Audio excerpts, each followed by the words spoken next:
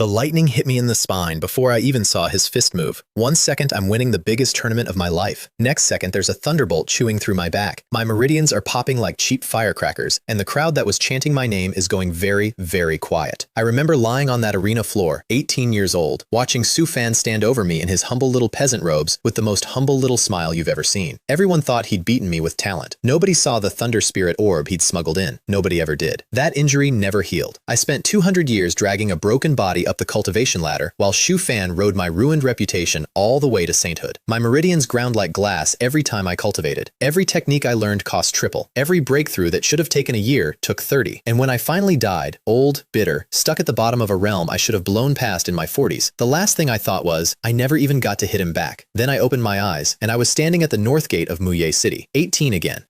5 days before that tournament, somebody up there had rewound the tape, and this time, there was a voice in my head. Ding! Check-in successful at Muye City Northgate. Reward: 10 years of cultivation base. Luck points +5. 10 years of cultivation poured into me like someone upended a barrel of pure spiritual energy over my head. I went from the 3rd layer of chi refining to the peak of the 4th before I finished inhaling. 200 years of misery in my last life, and this thing just handed me a decade for showing up at a gate. I stood there gripping the city wall, half laughing, half checking if I was about to wake up in my deathbed hut. The system had exactly 2 functions. Check in once a day at a new location, get free cultivation and luck points, and copy any technique, any secret art, any bloodline talent I laid eyes on, mine for the right number of luck points. Cultivation methods, battle arts, lifespans, root bones, almost nothing it couldn't duplicate. That was the entire product. No customer support, no tutorial, no refunds. It was enough. Oh, it was so much more than enough. I pulled up the panel. Host, Su Jian. Cultivation, 4th layer peak. Root bone, earth rank, medium. Luck points, 117. A clean sheet, a fresh start with a printing press attached. I looked at that city and did the math on my second life. Shu Fan was in there right now, freshly back from 2 years of secret training, hiding a 5th layer cultivation under a beggar's act, carrying a hidden thunder orb with my name on it. Back then, I hadn't even worn my sect armor to our match, armor that could shrug off 9th layer strikes, because I couldn't imagine losing to the Shu family's discarded son. A lion should use full strength on a rabbit. I'd learned that lesson with my spine, and my so-called great senior sister Mei Li Ling was waiting in my future too, the woman I'd simped for across decades, fetching, bowing, glowing every time she remembered my name. She repaid me by swapping the 500-year Peiyuan grass that could have fixed my meridians for a 100-year fake, on Shu Fan's advice, because he asked nicely. The weakened pill repaired 70% of the damage and left the rest to rot, and my whole crippled life grew out of that missing 30%. She knelt at my feet a century later, white-haired and discarded by him, and cried about it. I remember thinking, even then, with her tears on my boots, simps never win. Carve it on my grave. Not this time. This time I knew where every trap was buried, and I had a cheat engine in my skull. Shu Fan, Mei Li Ling, the dead man came back for you, I said to the city, and walked in through the gate. Muye City hadn't changed. 300,000 people, 3 big families squabbling over 1 iron mine, my adoptive Su family sitting nervously on top, and the tournament in 5 days that would divide the city's resources for the next 20 years. I was strolling through the market district, marinating in nostalgia, when I walked straight into someone's shoulder. We both turned. We both froze. Shu Fan, in the flesh, in the coarse linen costume, giving me the exact dead-eyed stare I'd been dreaming about for 2 centuries. He'd just come out of a shop, head full of schemes, and physically bumped into the man he was planning to climb over. Ding! System has detected Shu Fan cultivates the profound rank battle technique, Thunder Explosion Fist. Copy for 100 luck points? I almost laughed in his face. The signature fist he was planning to break me with, the one that had walked all over my wind-breaking palm in my past life, and the universe was offering it to me at a street corner discount because he bumped my shoulder. Copy, I said silently. 100 points gone. Then the system offered the upsell. 4 points for minor achievement, 8 for major, 16 for perfection. 16 points to skip decades of training. System, take the 16. Insight flooded in like a dam failing. Suddenly I understood the Thunder Explosion Fist better than its owner did. Every joint angle, every timing trick, every place where lightning wanted to live in a fist. The whole download took 2 breaths. Shu Fan and I were still standing in the street, still locked in our little mutual glare, and in the space of that glare, I had robbed him blind. We both looked away at the same time, neither willing to show the other what was banked behind the eyes. He walked off with his shoulders tight, and I felt him fight the urge to look back. Later I'd learn he spent that whole afternoon uneasy, feeling like he'd lost something and unable to name it. Buddy, you have no idea. There was a catch, of course. The panel now read, luck points, 1. The copy function had eaten my whole wallet in one transaction. Powerful system, broke owner. I'd fix that soon enough, and I already knew the fix had a name and a face. At the Su family estate, the patriarch Su Lei met me at the gate personally, flanked by the Grand Elder and half the family council, which sounds touching until you remember I was their only shot at winning the tournament. The Su family had raised me from age 10, 3 years in their halls before the Eternal Life sect took me, and Su Lei had always half wanted to make me a godson. I greeted him as patriarch and watched him swallow the disappointment. I'd settle this family's debt in full, and then we'd be strangers. That was the plan in both lifetimes. They fed me for 3 years. I'd buy them 20 years of the city. Fair trade, clean books. At the welcome banquet, the Grand Elder finally cracked and asked the only question anyone cared about. Jian, what is your cultivation now? And here's where the evening got interesting, because a maid named Lily was refilling teacups 3 steps away with her ears standing up like satellite dishes.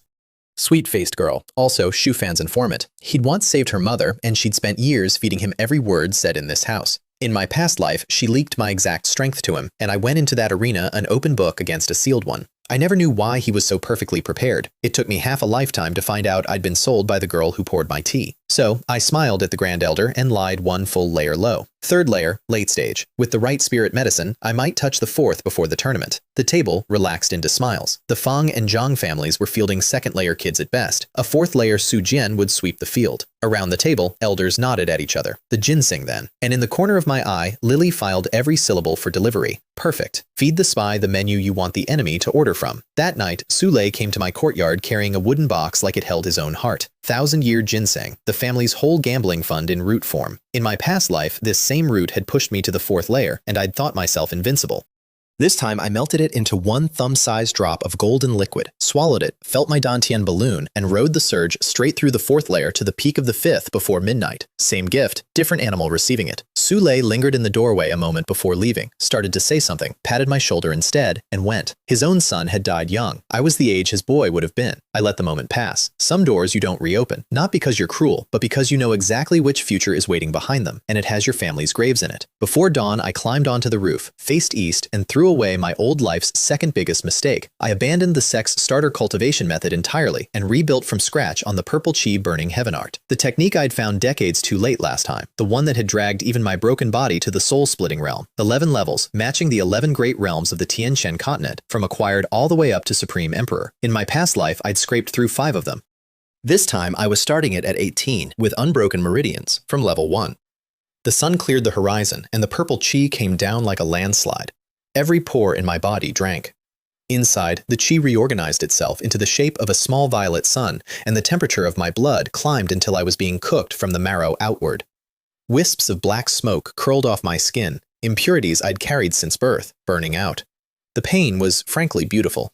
On my personal scale, calibrated by 200 years of glass-grinding meridians, this was a spa day with a firm masseur. First level of the art, body tempering, the realm everybody skips. Copper skin, iron bones, the peak mortals spend lifetimes reaching, and cultivators sprint past on their way to prettier numbers. Not me. Not this time. In this life, I wanted the full set the ancients wrote about and nobody living had seen. Golden skin, jade bone, divine treasury. A body with no cracks for fate to pry at. Because here's the truth I'd bought with a ruined spine. Root bone decides where you start. The body decides where you stop. And I intended to stop nowhere. While I roasted, I planned the gauntlets.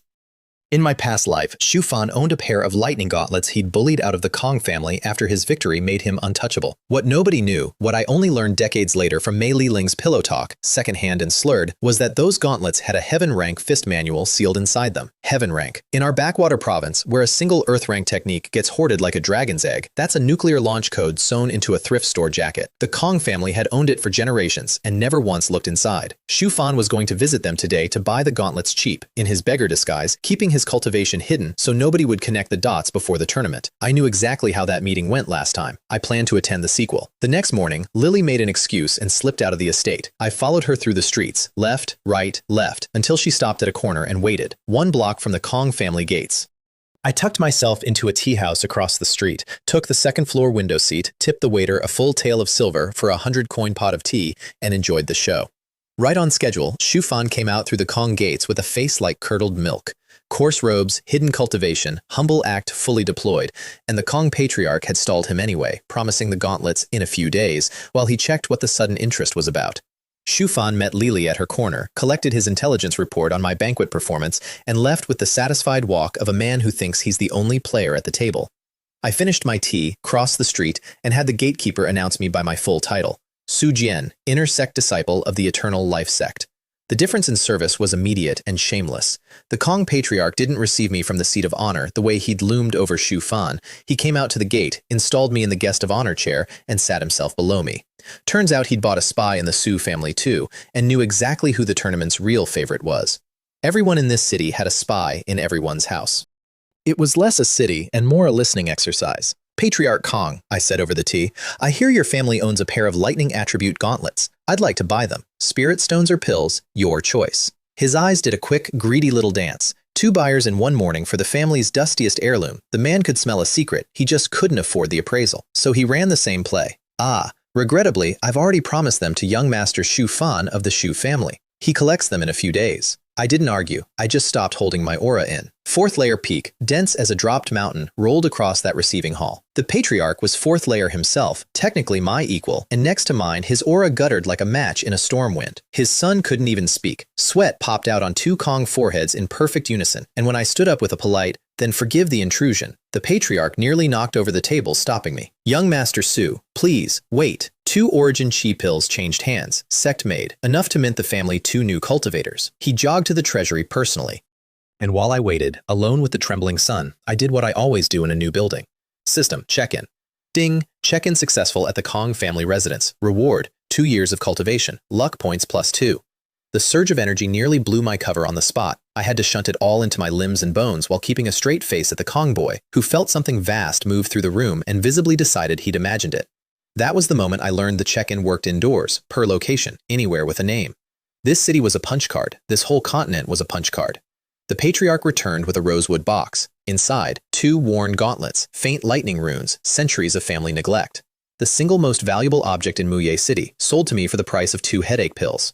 I paid him back honestly, I always do. 2 weeks from now, the Eternal Life Sect recruits disciples in this city. Have your best children ready early. His face went through shock, calculation, and something close to reverence. That tip was worth 10 gauntlets to a small family, and we both knew it. I don't like owing people.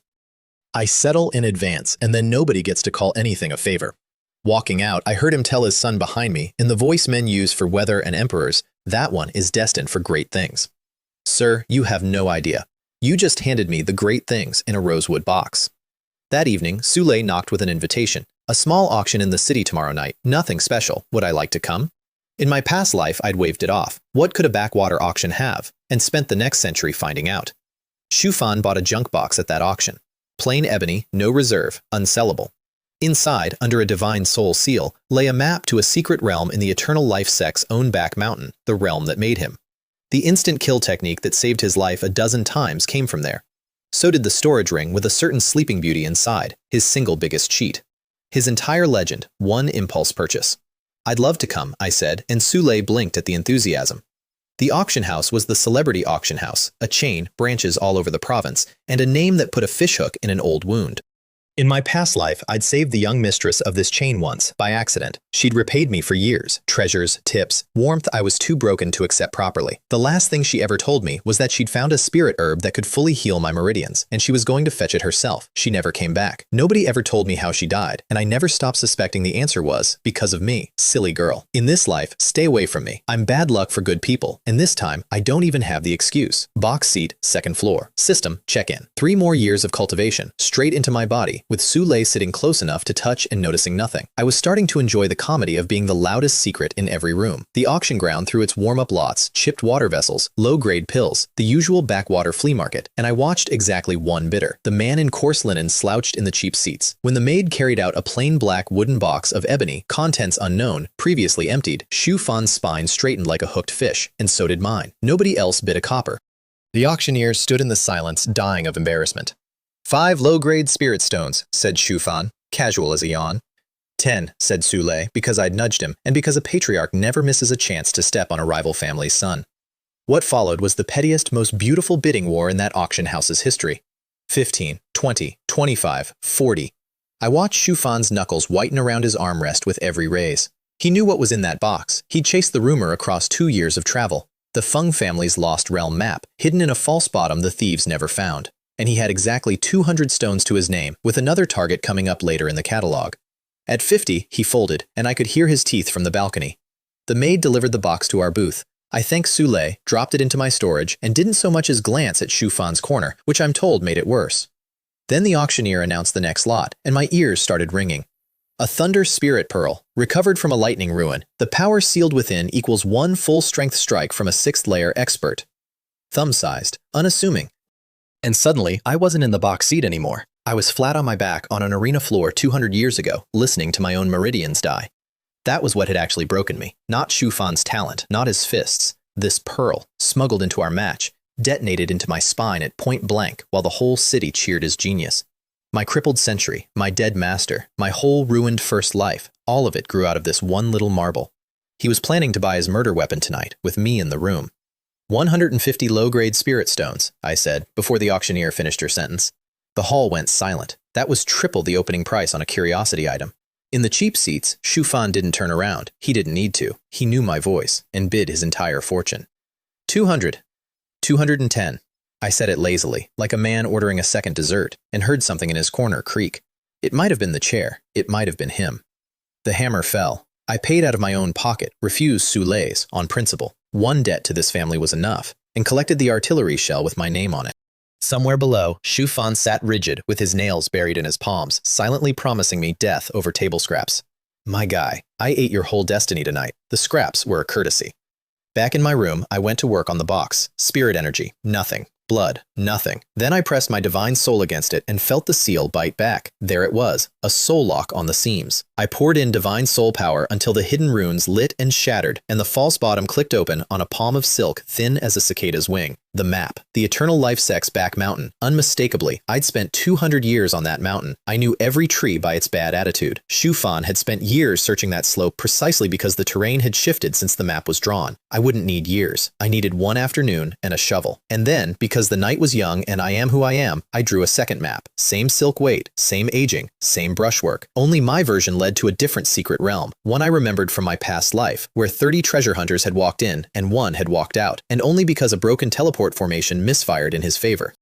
I sealed my forgery into the false bottom, restored every rune, aged every scratch. By morning, not even the original mapmaker could have told you the box had been touched. Then I called in my 2 maids, the loyal one and the spy, and handed them the box with my best, helpless young master face. I bought this at auction, and I can't make heads or tails of it. You girls are more careful than I am. Study it for me? 2 days. Don't lose it. It's important. Lily's eyes did the tiniest flicker. By lunch, she'd invented an errand and carried my box across the city in a vegetable basket. By evening, it was back in my room, and when I checked the false bottom, my forgery was gone. He hadn't even copied it. He'd taken the actual silk and left the compartment empty, greedy, to the last. A spy in your house is a problem. A spy in your house with confirmed reading habits is a courier service with free delivery. When I told Sule, his murderous intent nearly peeled the paint. I asked him to hold the execution until tournament day. No sense alerting the customer before the package ships.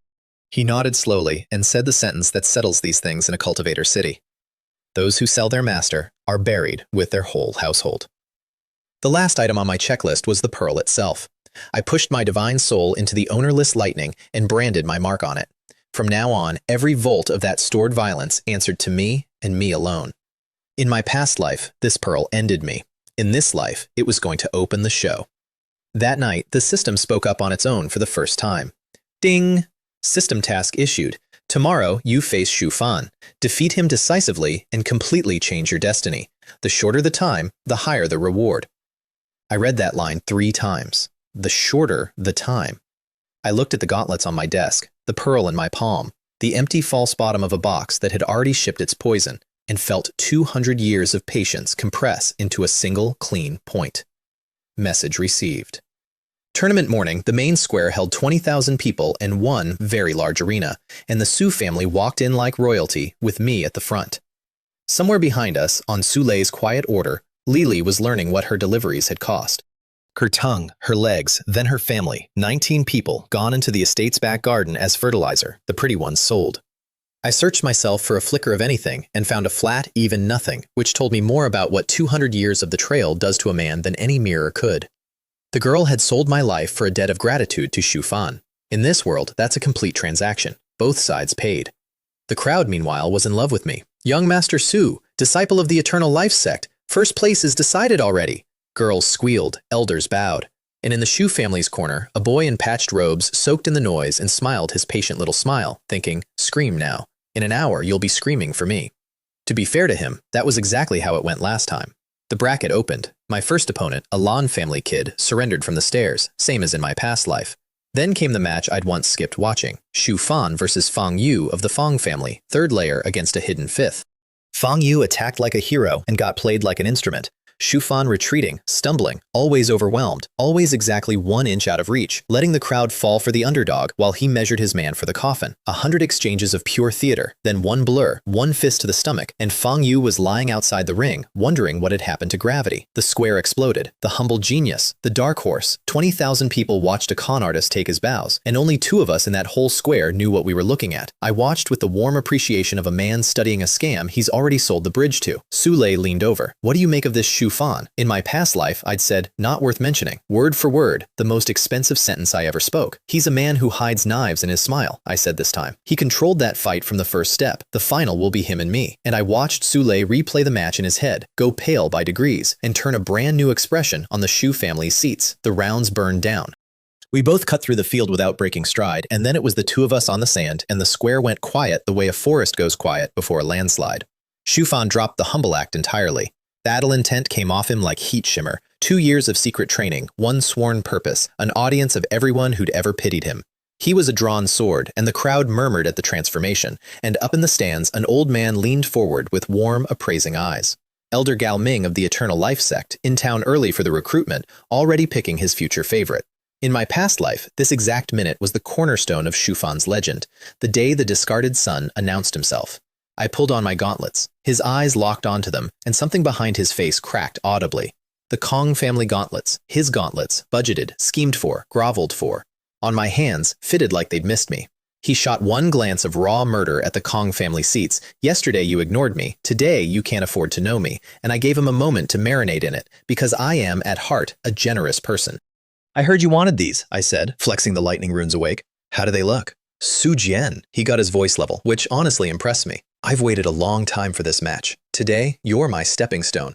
Funny, I said. You've been mine all week. Then I stopped hiding and let the 6th layer out all at once. His battle intent tore like wet paper. I watched the arithmetic die behind his eyes. She said 4th layer. The report said 4th layer. The banquet said. And while he was auditing his intelligence sources, I was already gone. The 8 trigrams dragon step doesn't announce itself. One moment I was in front of him. The next, his back was an open door. Thunder explosion fist. His signature art at a perfection he'd never touch. Both fists together. And riding my knuckles, every last volt of the Thunder Spirit Orb. The pearl he'd smuggled in to cripple me, unloaded into his spine at point blank. Symmetry is my love language. The sound wasn't a boom so much as a verdict. Shu Fan crossed the arena horizontally, cleared the boundary, hit the ground with lightning still crawling over his charred back, and did not move. 13 meridians severed.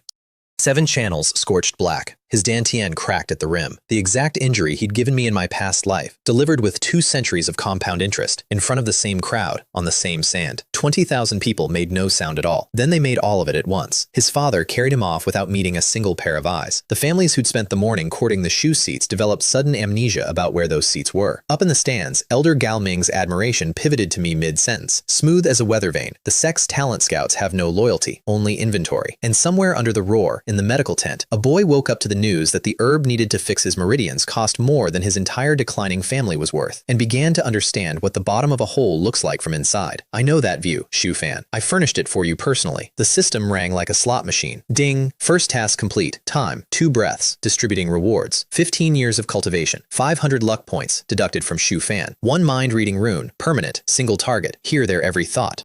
2 rank 6 teleportation talismans. 1,000 li in a blink. 2 breaths. The system had timed me from the opening bell and paid the speedrun bonus. 15 years of power flooded in, and I shoved every drop into my skeleton. My bones drank it and began their slow shift from white toward warm, milky jade. Golden skin already glowed under my shirt when I flexed. Jade bone had just entered the kiln. And 500 luck points ripped straight out of Shu Fan's destiny and deposited into mine. I stared at that line until the noise of the square went distant. The system didn't reward victories. It rewarded victories over the lucky, the heavens chosen, the golden children, the protagonists. Beat them, take a cut of their fate. Kill them, take half. That was the moment I truly understood what I was carrying, Not a cheat for getting stronger, a harvesting rig. The heavens had built Shu Fan a protagonist's luck, and the heavens had issued me a combine. I left Muye City the next morning, bowed once to Sule at the gate, tournament won, 20 years of resources delivered, debt closed, we're strangers now, and he pressed one last thing into my hand before I turned away. A jade token, a millstone engraved on one face, my name, Su Jian, on the other. You had it on you as a child when I found you, he said. It may concern your birth parents. Odd. I had no memory of any token from my past life. I filed it under later and walked out of the city that raised me without looking back. Much, much later, that little millstone would turn my entire world sideways. At the time, it weighed less than the pearl had. 40 li down the road, a woman was waiting for me, Su Shuying, and my 200-year-old memory sat up straight and started shouting, because this was not a person you meet on a road. Fostered with the Shu family as a girl, vanished young, and by the time I next heard her name in my past life, she was a Six Spirits Realm powerhouse. The time after that, Supreme Realm. One of the strongest human beings on the continent, full stop. Mei Li Ling had mentioned her the way you mentioned the moon. Current status, 6-layer peak of chi refining, arms crossed, glaring at me with her very pretty jaw set. You shouldn't have hurt brother Shu Fan, she said. Today I take his revenge. Of all the hills. The future Supreme was running errands for the fresh eunuch in spirit. I opened my mouth to explain the mismatch and she was already on me, palms crossing like knife-edged butterflies. And I'll be honest, she was good. Better technique than mine, better instincts, golden light flaring off her skin to answer mine. The girl had golden skin too, at her age, in this backwater. We traded over 100 blows at full speed, wind screaming off every exchange, and where the ground disagreed with us, the ground lost. When she started pulling ahead on pure class, I did the ugly thing. Dragon step through a hit I chose to take, closed the last foot, and got my hand around her throat. At which point, a soul-splitting realm aura fell out of the sky and tried to flatten the road, the trees, and every one of my organs simultaneously. Her hidden guardian. My old woman with a stare like an open grave and enough cultivation to turn me into weather. Release the young miss, she said, or you do not leave this place. Let the record show my position. A 6th-layer brat, holding a hostage I couldn't hurt, in front of a woman who could kill me with a cough, 40 li from anyone who'd even report me missing. My options were die, grovel, or do something so structurally unhinged that neither of them could process it in time. So I pressed a seal to Shu Ying's forehead and cast the shared fate curse. A thread of red light stitched her brow to mine and sank in, life-linked. 3 years, the most my cultivation could hold. If I die within them, she dies with me. Soul scattered. No exceptions, no cure, no realm high enough to matter. It's a curse I'd looted in my past life and never once dared use on anything. Turns out the correct occasion is when a grandmother is about to fold you into origami. The old woman froze mid-lunge like somebody had unplugged her. Shu Ying touched her forehead, followed the red thread to its conclusion, and, credit where due, didn't scream, didn't beg, didn't even swear. She looked at me with something between fury and fascination and said, "The shared fate curse. You actually," she exhaled. No wonder Shu Fan lost. Miss Shu, we're in the same boat now, I said. Row gently. Should I take him with us? The old woman ground out. Old woman, touch one hair on me and I'll bite my own tongue off right here, I said pleasantly. Test me. I had a teleport talisman palmed the whole time, but a good bluff deserves conviction. Zhu Ying stared at me a long moment, doing math I'd give a lot to have overheard, and then said the strangest thing. A man this shameless doesn't die easily. Let's go home. And to me, over her shoulder, you wait, Su Jian. I'll collect this debt myself. The old woman's parting gift was one finger flick that swatted me through a mature tree, purely on principle. I lay in the splinters, wiped my mouth, and started laughing, because the system was chiming through the leaves falling on my face. Ding! Defeated the great luck bearer Shu Ying. Luck points plus 100. Even flat on my back in a broken tree, the business model kept proving itself. I asked the system to confirm the terms. Ordinary opponents, nothing. Lucks chosen, 300 points and up. A cut for beating them, half for killing them. The heavens ran a rigged casino, where the golden children always won, and my system was a license to rob exactly those tables. Fine, if the world insisted I be the villain in somebody's heroic legend, I'd be the best paid villain this continent had ever seen. I picked the bark out of my hair, pointed myself at the Eternal Life sect, and started the 20-day walk back to where the rest of my past life's debts were sitting unpaid, with interest accruing daily. The wilderness check-ins paid 1 luck point a day, and not a wisp of cultivation. Just to remind me who kept the books. 20 days, 24 points. Palaces in the cities, pocket lint in the woods. Noted, you stingy little accountant. Noted. The Eternal Life Sect's gate check-in paid out 10 years and 12 luck points, and I nearly wept on the doorstep. Home, where the loot lives. The energy surge shot my cultivation from the 6th layer clean through to the middle of the 7th. A full minor realm at the gate, like the mountain itself was welcoming me back. First familiar face through that gate, Chang Ba Ye, a named disciple from my intake year, all smiles and greetings. Junior brother, you're back. In my past life, after my meridians broke, this exact smile spent decades calling me deadweight in every courtyard conversation, lobbying to have the cripple expelled, right up until I arranged for a pack of beasts to hear his opinion on the matter. I nodded past him and kept walking, and behind me the smile curdled into a muttered, "Just wait for the great competition." Trash. Some people, you don't need to punish twice. You just stop pretending, and their own rot handles the schedule. Second face. My second senior brother, Wei Long, waving from the path up Little Bamboo Peak with honest joy all over him. "Junior brother, your trip clearly went well. Look at that cultivation." This one was real. In 2 lifetimes, Wei Long never once treated me as less than family. He was also hopelessly, silently in love with our third senior sister, He Fan. Never said a word, not even when she passed his own secret technique to Shu Fan and let him take the punishment for the leak. Not even on the day she died, shielding Shu Fan's escape. In my past life, my good, stupid, loyal senior brother went into a death realm chasing her revenge and never came out.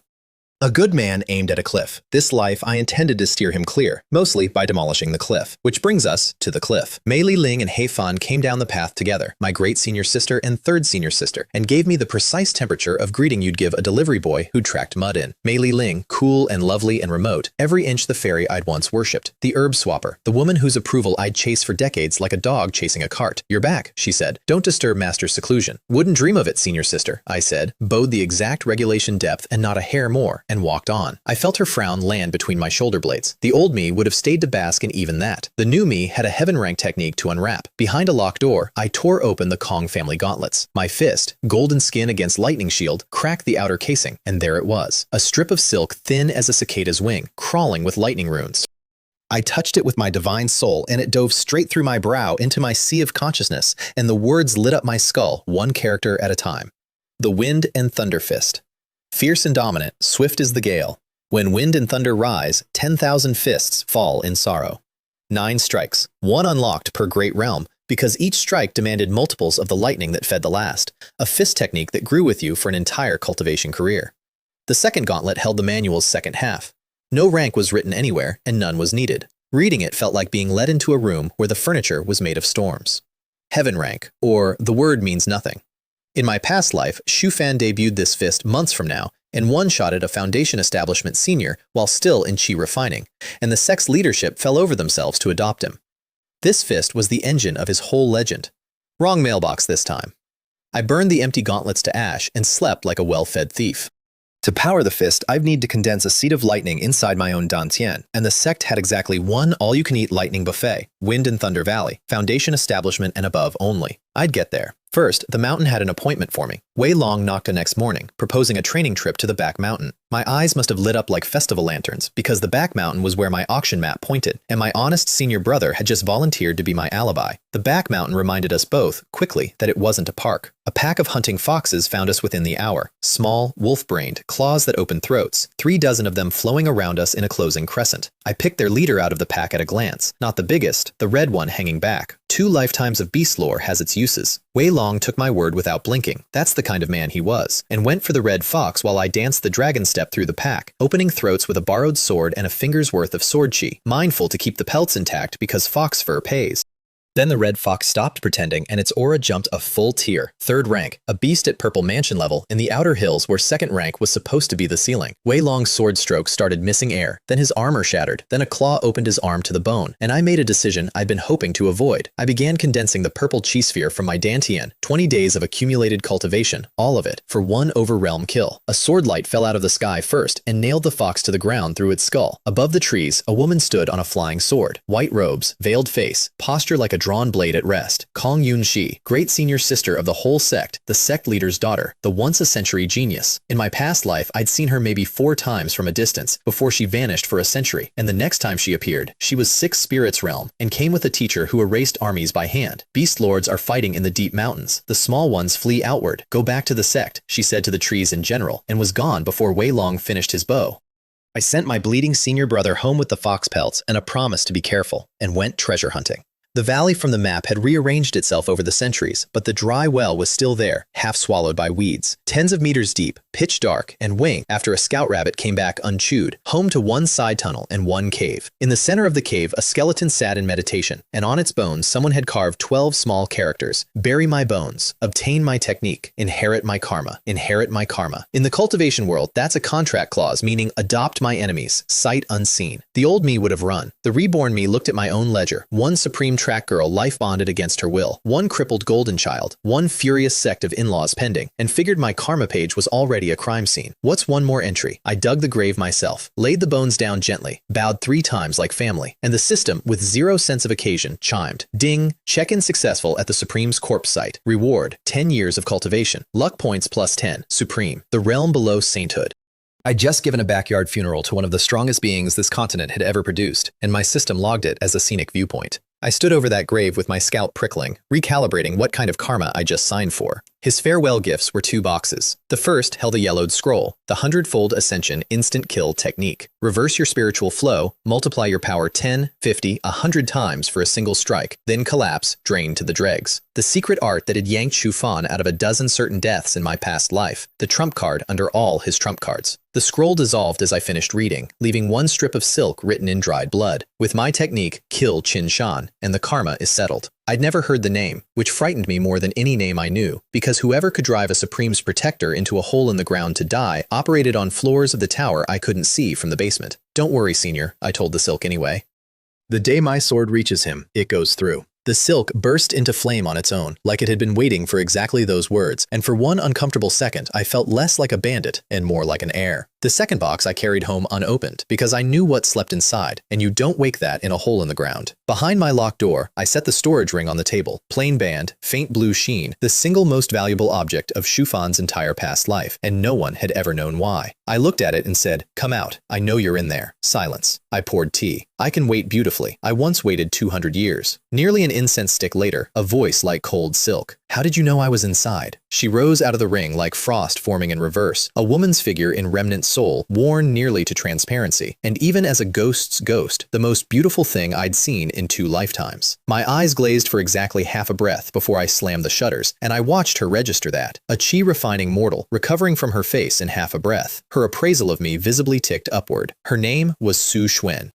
In life, Supreme Realm, one of the monsters of a previous era, ambushed and butchered by a rival clan, her body destroyed, her soul saved only because her lifelong bodyguard, the skeleton in my well, Venerable Hong Fa, burned his own existence for decades to keep her flame lit. When I told her I'd buried him, something crossed her face that had waited centuries for permission to exist, and I looked politely at my tea until it passed. Then we negotiated like arms dealers. Her offer, she'd guide my cultivation and hand me techniques this backwater had never dreamed of, in exchange for half my daily spiritual energy to rebuild her soul, and someday, help finding a new body. Reasonable, generous even. My counter, all of that plus a shared fate curse. The temperature dropped. "You want to life bond a Supreme?" "I want to life bond a Supreme who will one day recover," I said. "The day you're strong again. I'm a witness with a curse mark on your soul. I'd rather be your conjoined twin than your loose end. If I die, you die. Now neither of us ever has to wonder." She stared at me for a long, long moment with those faded, furious eyes, and then she laughed.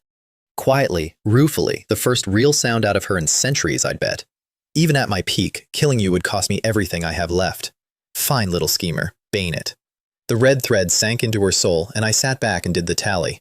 2 women life-bonded to me inside 1 month. My past self died alone in a hut, unloved and unpaid. My current self was building a diversified portfolio. "I'll feed you as much energy as you can hold," I told her. "Wait for my signal to absorb." The signal came the next morning at the sect library. Check-in, 8 years of cultivation, all of it shunted through the ring. I felt her shock ripple up my arm as a decade of pure power landed in her ghostly lap. She'd budgeted years just to stabilize her form. She got it before lunch, and from inside the ring came a very small, very dignified silence, which is what a Supreme sounds like when she's reevaluating a dirty painting into a lost masterpiece. By week's end, I'd walked the check-in circuit of every peak, poured the proceeds into her, and mastered the 100-fold Ascension besides, a technique Hong Fa had refused to teach even her, cracked in days. "Some people cultivate it a lifetime and never touch it," she said slowly, watching me run the reversal drill. "It chooses its own." "It has taste," I agreed, and felt the ring radiate the urge to strangle me, followed, unmistakably, by something warmer underneath. We were, after all, in the same boat now. I built the boat that way on purpose. Master came out of seclusion a week later, and Little Bamboo Peak threw the closest thing our sleepy peak ever had to a festival. Shu Ling had broken through to the soul-splitting realm, one of 3 people in the whole sect at that height, and she emerged looking decades younger, glowing like fresh porcelain, while peak lords lined up with congratulations, and we disciples ran tea like waiters at a coronation. I stood in that receiving line and looked at the one elder who had never given up on me in either lifetime. When my meridians broke last time, this woman didn't demote me, didn't quietly transfer me, didn't do any of the reasonable sect things. She went out herself, year after year, hunting herbs for a cure that her own eldest disciple had already sabotaged. She died for that stubbornness eventually, ambushed on the road by a grown Shu Fan, and her loyal disciples mourned a beast attack, because that's what Shu Fan told them. And Mei Ling only learned the truth decades later, from his own mouth, after he threw her away too. Not this time, master. This time, your problem children get handled early, and you get to grow old being right about me. When the guests cleared out, she lined up her 4 disciples and went down the row, and stopped at me. Jian, 7th layer peak? You were 3rd layer when I entered seclusion. Mei Ling and He Fan turned in perfect sync, ran the same math, and arrived at the same ugly sum. Their 2-year climb, done by the junior in 2 months. Master's discerning eye misses nothing, I said, and rolled out my cover story. A chance epiphany mid-training. Cultivation soaring. Insight blooming. Tragically unrepeatable. Epiphany is the cultivation world's holy lottery. It can't be taught, can't be bought, and can't be fact-checked, which is what made it the perfect alibi. Shu Ling beamed. Your own destiny then. Mei Ling's smile stayed exactly where she'd nailed it. He Fan's didn't quite. Then Master handed me a jade slip, and the temperature on the peak dropped to 10 degrees. The shattered jade finger, her personal killing art, Earth rank medium, the technique the 2 senior sisters had begged for across years and never received. Better shattered jade than whole tile, a finger strike that compresses your spiritual power to bursting and trades 1/3 of your reserves for 1 annihilating point. I'd seen Master crop a mountain peak with it once, so had they. He Fan's face went through 4 shades. Mei Ling's went through none, which was worse. In my past life, these 2 spent decades slow cooking their jealousy of a cripple. This version of me was being handed everything they'd ever wanted, in front of them, by the woman they'd counted on to favor them forever. That night, for the first time, their resentment stopped being about me and started including Master. I noted it the way you note weather. Jealous people make mistakes, and I collect mistakes professionally. Speaking of collections, the monthly lottery came due, and I'd completely forgotten my system even had one. System. Draw. Ding. Congratulations. 1 epiphany. Duration. Half an incense stick. I'd just spent a week lying about having an epiphany, and the system handed me a real one, gift-wrapped. Sometimes the accountant upstairs has a sense of humor. I sat down on the spot. The state hit like a dam opening in my skull, divine soul magnified 100-fold, my whole body suddenly transparent to my own inspection. Every flaw lit up like cracks in glass under a lamp. Most people would have shoveled that clarity into their cultivation and jumped a realm. I turned it inward and spent my entire miracle scrubbing black impurities out of my skeleton, bone by bone, and repairing the sloppy seams in my flesh and channels, because realms can be bought, but a flawed foundation compounds forever. Outside my little courtyard, the entire peak's spiritual energy bent toward me like water finding a drain, and the household came running. Master arrived first and stood guard, delighted. Wei Long cheered. Mei Ling and He Fan stood in the crowd watching my private light show with their nails in their palms. And then Master, warm, oblivious, fatally honest, turned to them and said, he's not spending it on cultivation. He's spending it on his body. Your junior brother's nature is steel. His achievements will far surpass mine. Treat him well. 2 women decided, right there, in the light of my epiphany, that everything I gained had been stolen from them personally. Inside the ring, a 3rd woman was drawing the opposite conclusion. Su Xuan had watched me spend a divine windfall on bone hygiene, and Joy, she admitted this much later, began seriously weighing whether to teach me her clan's forbidden art, the Great Sun Divine Fist, a technique so violent it routinely killed its own practitioners mid-training, which even she had never dared push past its opening strikes. She looked at the lunatic polishing his skeleton and thought, this one might actually survive it. Everyone was making plans for me that week. It's nice to be popular. Then I went to Wind and Thunder Valley and gave the sect something to talk about for a decade. Master's token got me past the gate elder, Song Tao, a rules and granite old man who looked at my chi-refining aura, told me flatly not to cry when my meridians fried, and let me in anyway on the 3rd elder's face. Inside, a canyon under a permanent storm. Lightning fell like weather into a thunder pool, and up both cliff faces ran carved platforms, each level doubling the voltage, each dotted with Foundation Establishment seniors grinding their bodies against the sky's temper. Check-in, 10 years. This valley was a 5-star location, and I hadn't even sat down. I took the lowest platform, and the local crowd immediately opened a betting pool on the chi-refining tourist. 100 breaths, said the optimists, and told the story of their own first attempts to prove it. 500 breaths later, I stood up and climbed past the 2nd platform to the 3rd, quadruple lightning. The pool collapsed into offended silence, and someone went sprinting for witnesses. They thought I was enduring it. I was eating it. The Wind and Thunder Fist's method spun every bolt into a growing thunder pearl in my dantian. The overflow scoured the last stubborn impurities off my bones, and my pain scale, calibrated on 200 years of shattered meridians, read the whole experience as a firm massage with theatrical lighting. An hour in, the valley was a crowd. 2 hours in, the crowd was a mob, because the sect kept exactly one legend about this place. Kong Yun Shi, who at the 8th layer of chi refining had lasted 2 hours on these platforms, the record every disciple in the sect measured their inadequacy against. I was sitting on top of that record, cross-legged, at the 7th layer, condensing a lightning ball, and honestly a little bored. Kong Yun Shi herself arrived, drawn by the commotion, walking up the cliff air like a garden path, and settled beside her best friend Wu Shu Yi at the summit. And Wu Shu Yi, watching my hour count climb, chose that exact public moment to commit friendship's highest treason. Great senior sister, remind me what you vowed when your father tried to arrange your marriage. Something about, any man who breaks all my records, I'll be his Tao companion, the sex untouchable ice queen finished. In the voice of a woman hearing her own contract read back in court, the nearest platforms went very, very attentive. The Valley record, she added, with dignity assembling itself in real time, is one of many. He would have to break all of them. While the gallery enjoyed the legend flustering, Mei Liling went to work. She and He Fan had trailed in to watch me fry. Finding me instead en route to sect history, Mei Liling didn't rage, didn't scheme visibly, didn't lift a finger. She simply raised her lovely voice to He Fan about our little Bamboo Peak Jr. about to break the great senior sister's record, pitched precisely to reach a knot of Jiuyang Peak disciples, whose master hated ours, whose peak had just been eclipsed by master's breakthrough. Weaponized gossip. Zero fingerprints. I'd have applauded if I weren't the target. A Jiuyang boy named He Wei took the bait like it was pastry. He climbed to the 4th platform, one above my head, sat through a token effort, and then staged his stamina failure, dropping his entire body weight straight down at my skull. May accident. Platforms are dangerous. Everyone knows. He never arrived. A finger flick from the summit redirected him mid-fall, into the thunder pool, where he performed the full electric eel repertoire while the valley watched in reverent silence. Kong Yun-shi let him marinate a while before fishing him out, limp and smoking, with one hand. Until this junior brother rises, she said to 200 cultivators, no one climbs above the 3rd platform. Every head in the valley found its own feat fascinating, and Wu Shuyi, smiling pleasantly, looked directly at Mei Liling across the crowd and held her gaze until Mei Liling's nails went through the skin of her palms. 4 hours. I finally opened my eyes because the 3rd platform had stopped being food and climbed to the 4th just to hear 200 people inhale at once. May hour there finished the work. Deep in my body, a sound began that I'd been chasing since Muye City. One bone rang, then its neighbor, then all of them, 206 chimes in sequence, a full-body bell choir, the sound of the last impurity leaving the last bone. Jade bone, complete. The second of the 3 great body foundations, finished before foundation establishment, which the manuals politely describe as impossible, and the manuals can take it up with my skeleton. I walked down through a valley of open mouths, and the gate elder was waiting for me at the exit, with new orders and something adjacent to a smile. Su Jian, the sect leader wants you. Now. I flew up to the main peak on his sword, kicking myself the whole way. I'd spent today's check-in on the valley, and the main peak was obviously the best plot in the sect. A harvester regrets nothing louder than an unpunched card. The main hall held the entire senior management of the Eternal Life sect in one room. The sect leader, every peak's elder, and Sijing, sitting below them, radiating boredom at last relieved to Kong Yun-si. I bowed my way through the introductions and got the situation raw. The Great Sword Pavilion had arrived that morning for the 20-year duel, the contest that set each sect's cut of the shared spirit stone mine. Half the sect's entire income, riding on a youth tournament.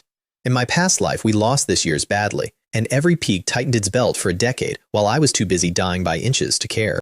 And in the strategy session, when the elders had deadlocked on the 5th and final chi refining slot, one voice had spoken up to recommend a name, the first recommendation of its owner's entire life.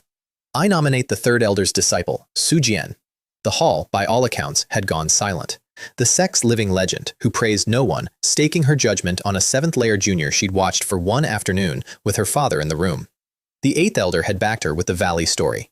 The sect leader, curious what could make his daughter spend words, had sent for me on the spot, with a compromise attached, because a 10th of the mine hung on every match. Prove it first. They fetched Wu Chung, a body-refining ox at the 8th layer, late stage, the sect's benchmark for hitting things, and set us loose in the plaza while the whole council watched from the terrace and Kong Yun-shi watched me with the professional calm of a woman confirming an appraisal. Wu Chung looked down at me the way big men look at arithmetic they've already solved and gave a speech about the weight of his fists and the value of surrendering early.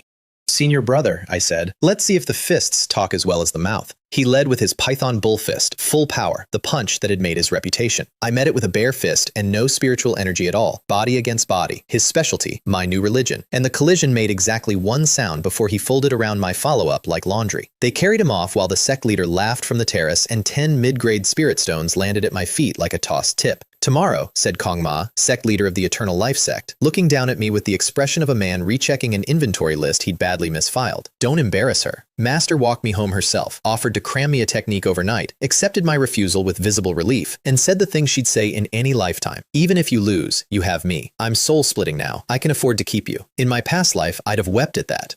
In this one, I bowed, went inside, and spent the evening unwrapping the first strike of the Wind and Thunder Fist against a boulder behind my courtyard. One punch, one crater, one boulder redistributed across the county, and then had to explain the noise to my entire assembled Peak family. Master examined the debris field. Mei Li Ling and Hei Fan examined the debris field. I stood in the middle of it wearing my best, just practicing face. Tomorrow was going to be fun. The Great Sword Pavilion arrived the way sword sects do. Their master, Su Qing, opened negotiations by attacking our sect leader 3 times in midair as a greeting, got parried with the sect's most basic sword art, performed at a level that made it unrecognizable, laughed, and walked in arm in arm with him. Cultivator diplomacy. The handshake is attempted murder. The terms got worse from there. Su Qing proposed a new format for the Qi refining bracket. 5 fighters aside, winner stays on the stage until someone runs out of bodies. 35% of the mind to the winning side, 15 to the loser. A meat grinder format, and a trap, because everyone could see the 2-meter monster standing behind him, and everyone understood the plan. Bleed our roster on his lesser fighters, then send the monster in fresh to eat whatever remained. Our sect leader, cornered in front of his own disciples, accepted with a smile that cost him something. Tournament morning, the main square held every soul in the sect. Thousands of disciples had camped overnight for standing room. On the terrace, the sect leader, the assembled elders, and Bid, arriving on one flying sword to a roar that the elders' entrance hadn't gotten, Kong Yun Shi and Wu Shu Yi. Our 5 took the field. Fang Yi, He Kai, Yang Ma, Wu Sheng, and one 7th layer kid. The entire audience began mourning in advance, out loud, in real time. A 7th layer? Are we short on people? Wait, that's him, the one from the valley, Su Jian. Then the pavilion's 5 stepped out, and our side stopped gossiping, because 4 of them were 9th layer, and the 5th, Ma Long, was 2 meters of slab muscle, whose blood pressure alone felt like weather. Even our elders' faces tightened. I looked at Ma Long with everyone else, and felt something I hadn't felt since rebirth. Genuine anticipation. Body cultivator, real one. Finally, the grinder started grinding. Their Wu Bo opened, a burly saber man at the 9th peak, and our Hei Kai answered him, and for a while it was beautiful. He seized the initiative with a downpour of sword light, carved a bleeding line across Wu Bo's shoulder, had the whole home crowd on its feet. Then Wu Bo stopped defending and started collecting. "You've given me your swords," he said, hefting the saber two-handed. "My turn." 18 gale slashes, delivered like a rock slide with a schedule, and on the 18th, Hei Kai's longsword snapped at the hilt. He froze over the stump of his own weapon for exactly the half-second the arena doesn't forgive, and Wu Bo kicked him off the stage with 3 boot prints on his chest, and notably, the flat of nothing. He'd never once used the blade on a disarmed man. Even our side had to respect that. Wu Sheng answered, our resident battle maniac, a man whose madman's 13 axes genuinely hit harder the less sane he acts. He came down on the tired Wu Bo like a landslide with opinions, eyes going red, twin axes blurring, every strike at the 9th layer's weight from an 8th layer body, and drove him step by step to the ring's edge. And Wu Bo, knowing he was finished, chose the sword sect answer, doubled his aura in one burst, and spent everything on a final raging dragon slash. The collision split both men's hands open to the webbing, blood on the sand from 2 directions, and when it settled, Wu Sheng stood on the stage and Wu Bo stood under it, and both sects bowed to the loser, because he'd priced his defeat in the winner's blood. Losing well is a discipline. Wu Bo had a doctorate. Their Shu Jing, a cold, precise saber woman, took the stage next and told the shaking, bleeding Wu Sheng, "You are no match for me." He laughed, said, "Let's check," and went mad one last time. She let him swing himself empty, vanished over his shoulder mid-stumble, and put a palm through his back that ended the argument. Then our Yang Ma traded himself for her. 200 blows of total war, no feints left, ending in a mutual detonation of trump cards that threw them both off the stage, spitting blood.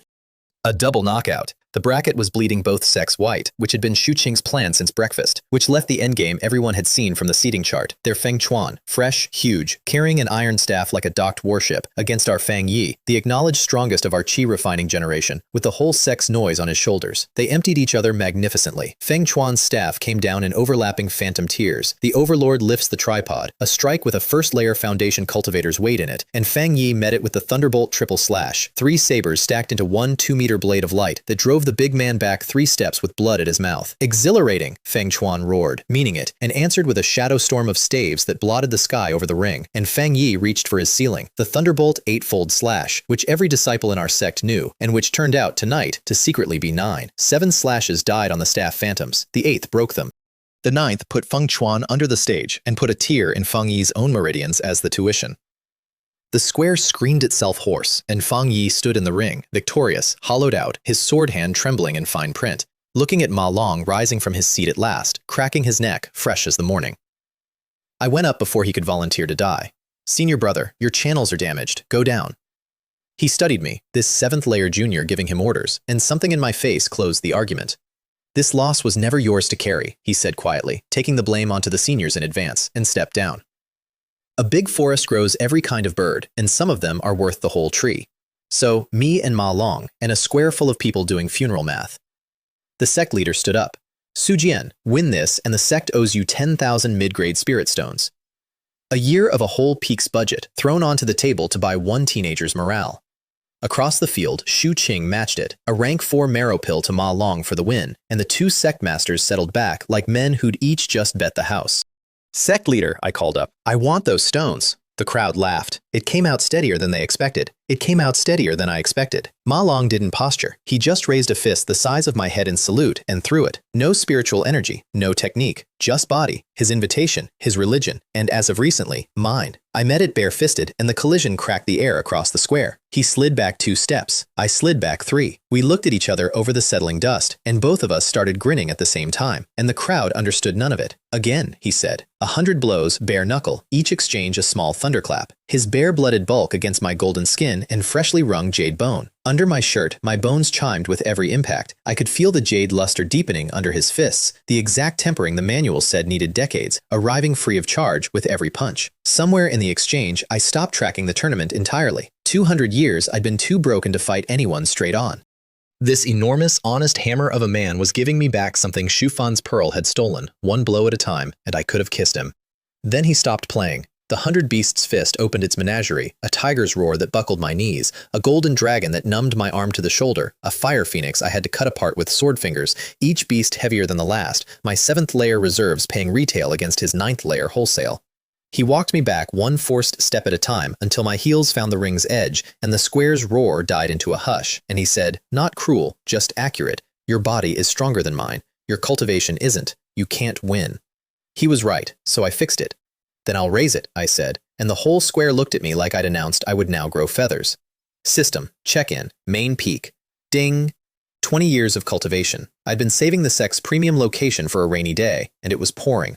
20 years detonated through my channels in front of the entire assembled sect. 8th layer, 8th peak, 9th. My aura climbing in public like a signal flare while the crowd's roar acquired physical texture. And up on the terrace, my master's expression achieved states unknown to soul-splitting cultivators. Mid-tournament, mid-ring. The stands couldn't decide between a hidden cultivation and a secret technique, and settled on screaming. Ma Long watched my aura rise to arm's reach of his, and to his everlasting credit, he didn't panic. He escalated. Bloodline, open! Black fur sheeted down his arms. His nails ran into hooks, his frame swelled, and behind him, a bear god's phantom stood up out of his ancestry and put its paws on the world. Bloodline power, triple strength, the inheritance my earth-rank bones would never carry, and I'd be lying if I said I watched it without envy. His next blow drove me back with both my arms aching to the marrow. And when even the bear wasn't enough, when the beast's strength ran up against my refusal to fall down, he reached for the top shelf. 7 Phantom Dao platforms ignited behind him. A borrowed sliver of Foundation establishment power dragged down into a chi-refining body, and the whole of it poured into one saber of light 10 meters long. Take this one, he roared, and I'll call you the winner. There, I gave him mine. Hand seal. The sky over the Eternal Life sect curdled black in seconds, my fist calling its family home, and the square's roar guttered into confusion as real thunder rolled over the mountain. A bolt fell out of the world into my raised palm. The pearl of stored lightning in my dantian rose to meet it, and I threw the first strike of a heaven-rank fists that history had reserved for another man entirely. Wind and thunder transformation. The collision ate every other sound in the province. When the light drained out of the air, his tide of saber light was gone, his aura was charcoal, and Ma Long lay on his back in the sand, smoking gently, smiling at the sky like a man who'd finally been given a real answer to a lifelong question. The Eternal Life sect made a noise I hadn't heard in 2 lifetimes. 35% of the mine, the winner share, the share we'd lost in my past life, signed over to us on the spot. Shu Qing looked at me for a long moment with the face of a man watching a second Kong Yun Shi sprout in his rival's garden, and paid up like a lord. The sect leader announced my prize plus interest, seed disciple status, the same resource tier as the sect's chosen heirs. Chi-refining disciples bowed to me in waves and called me Senior Brother Su, and the 4 seniors I'd fought beside started it. 2 people in that crowd weren't cheering. Guran, the sect leader's true disciple, a man I mostly remembered from my past life for murdering the sect leader and taking the sect, stood off the terrace watching Kong Yun Shi watch me. Whatever he saw in her face, it filed my name in his ledger under Things to Kill. I wouldn't learn that for a while. And the system, closing my books for the day, rang up the register. 300 of Ma Long's luck points, and one manual, the ancient organ refining method. Instructions for the third impossible foundation, the divine treasury, golden skin, jade bone. And now a map to the last door with a shopping list attached. To refine the 5 organs, I'd need spirit objects of all 5 elements: wood, fire, earth, metal, water. Treasures whole clans war over, 5 of them, gathered by one teenager on a backwater mountain. I was still reading the fine print when Su Xuan spoke up from the ring in the carefully casual voice of a woman announcing a changed will. Su Jian, about my clan's fist technique. The one that explodes people? The one that explodes the unworthy, she corrected. Keep growing like this, and I'll teach it to you. From a Supreme's remnant, that sentence was a dowry. I banked it next to the spirit stones and went home to sleep like a man with assets. There was a stranger sitting in my room. Su Xuan's warning hit me a street from my own courtyard, and it had a pitch I'd never heard from her, an unrivaled expert inside. Stronger than me at my peak. Inside my bedroom, on my meditation cushion, radiating patience. I did the math on running and got a number shaped like a headstone. So I pushed open my own door like a man delivering room service and bowed to the old man in coarse linen sitting where I usually sat. I knew the face, knew it from a memory 100 years deep, the day my past life sect nearly died, and a stranger arrived beside a returned Kong Yun Si and turned an invading army into red mist with one palm. Her master, the Supreme. Interesting little fellow, he said. Do you know me? I gambled on flavored honesty, a guess assembled from her direction of travel and a story about overheard talk, and he listened to 2 sentences, decided I was lying, and turned up the gravity. I want to describe what a Supreme's displeasure feels like from the inside, because very few people get to file this report. You don't resist it. There's no resisting to do. Your body simply begins failing. In order of structural importance, my legs went first, flesh split, both bones snapped, and I was kneeling, whether I agreed or not. Then the count climbed. Dozens of bones, cracks marching up my frame like ice breaking on a river, blood pooling under my palms, sweat dropping off my chin in a steady percussion. And through all of it, one thought, with room for nothing else. He must not learn about the rebirth. Not out of courage. That secret was the only thing in 2 lifetimes that was entirely, purely mine, and I'd die holding it before I'd die confessing it. Last chance, the old man said. How do you know me? Lie to a Supreme again, and I erase your sect with a fingernail. I told you, I said through a mouthful of copper, from a body with 60 broken bones. Senior sister mentioned you. I wasn't lying. I was absolutely lying. I lay there in pieces and held the lie with my teeth and looked up at him and did not look away. The pressure vanished like a hand lifting off a scale. A pill landed on my tongue. Then a single drop of golden blood sank into my chest and split into 206 smaller drops and found 206 bones, and my shattered skeleton did something skeletons don't do. It sang. Every crack sealed, every seam fused. The jade luster I'd wrung into my bones at the valley deepened into something with glass and dawn in it. And when I stood up, legs whole, spine humming, my body was running on a tear I didn't have a name for yet. Golden skin, jade bone. No destruction, no construction, the old man said, pleased with himself, as if he hadn't just used my skeleton as a chalkboard. What you'd built was the surface. Now it's real. Fight that big fellow from today again, he won't take 3 of your punches. He looked me over once more, and the look had a verdict in it. You lied to my face with 60 broken bones, boy. I know you lied. I've decided I like it. He tossed me a black iron token. A single character, Jia, told me to bring it to him if I ever reached Daqian province. Promised me a great fortune with the offhandedness of a man promising loose change, and dissolved into green smoke between one blink and the next. I stood in my doorway, newly indestructible, holding a Supreme's business card, and summarized the day for Su Xuan. Beaten half to death as a compliment. Welcome to the top of the world, she said. That's how they say hello up here. Kong Yun Si came to say goodbye the next evening, master in tow, and caught me mid-practice on a footwork called the heart-treading step, a nasty little art from my past life where every step lands on your opponent's heart, wherever their heart happens to be standing. I was 2 steps into the sequence with sweat sheeting off me. In my past life, I'd never managed more than 5 steps of the 10 before my own heart filed a protest. She watched from above with her master, and I learned later what he told her up there. I don't recognize that footwork. Your junior brother's aptitude is not beneath yours. Go say goodbye and ask him about those steps. She landed in my courtyard and asked in her flat, factual way, because Kong Yun Si has never once hinted in her life, Junior brother, I like that technique. Name your price and I'll trade for it. And I, having grown up 2 whole lifetimes, put the complete manual on a jade slip and handed it over before she'd finished the sentence. She held it like I'd handed her a live snake. In this world, techniques get hoarded past death. People take manuals into their coffins out of spite. And the strange junior brother had just gifted her a mystery art because she said it looked nice. Her master's eyes did a slow, amused pass over me. This boy is either a fool or playing a very long game. Correct on one count, senior. Then she actually read the slip, and the temperature of the courtyard changed. Junior brother, very still. This is heaven rank. Now, I hadn't known that. In my past life, I'd used the thing on instinct in my final battle, dropped 2 same-realm enemies with it, and died too soon to wonder why it worked so well. Her master's eyebrows made the trip up his forehead and stayed. Second heaven rank technique surfacing around 1 backwater junior inside a week. I could hear him deciding, with great discipline, not to ask. She paid me back on the spot and refused to be argued with. The jade token off her own belt, holding 1 sealed strike from her supreme master. A pocket apocalypse, her personal insurance, handed to a junior because he'd been careless enough to be generous first. Master stands beside me now. I don't need it. You will.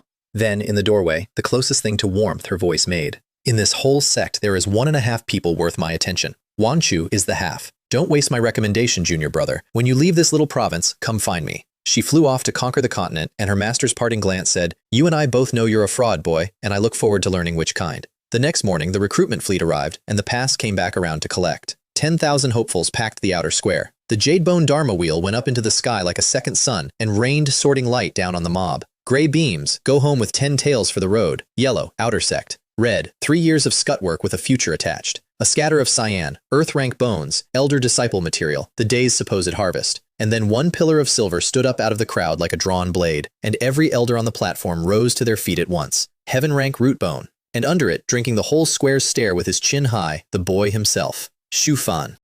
Meridians patched, I'd learn soon by whom, ambition fully reinflated, done forever with hiding, standing in his silver light like it was tailored. I'm not pretending anymore, that posture said. I am the genius, you are all furniture. In my past life, this was the day Elder Galming claimed him and began 2 decades of doting that armed my worst enemy. The elders never got the chance. Air folded on the platform, and the sect leader himself, Kong Ma, in person, at a recruitment, descended and claimed Shufan as a personal disciple on the spot, to the sound of 10,000 jaws hitting flagstone. My rewind had improved his draft position. I'd humiliated him so publicly that the sex master had come to inspect the silver miracle personally. Shufan found my face in the crowd and gave me a smile of pure velvet triumph. Look where you kicked me up to. I smiled back, doing arithmetic. My last withdrawal from you paid 500. Grow fat on the sect leader's resources, little leak. This farm runs on a schedule, and the schedule is mine. And then, at the edge of the emptying square, there was the girl in the gray light, Han Mei. 15. Road worn to the bone, 2,000 li on foot behind her, and kneeling in the dust after the wheel called her immortal. Kneeling and not leaving. I knew her file from my past life better than she did. Born a water spirit body, a genius her clan couldn't tolerate, fed a fire spirit fruit by her own uncle to burn the talent out of her. The 2 elements had been at war in her channels for years, and the wheel read the wreckage as nothing.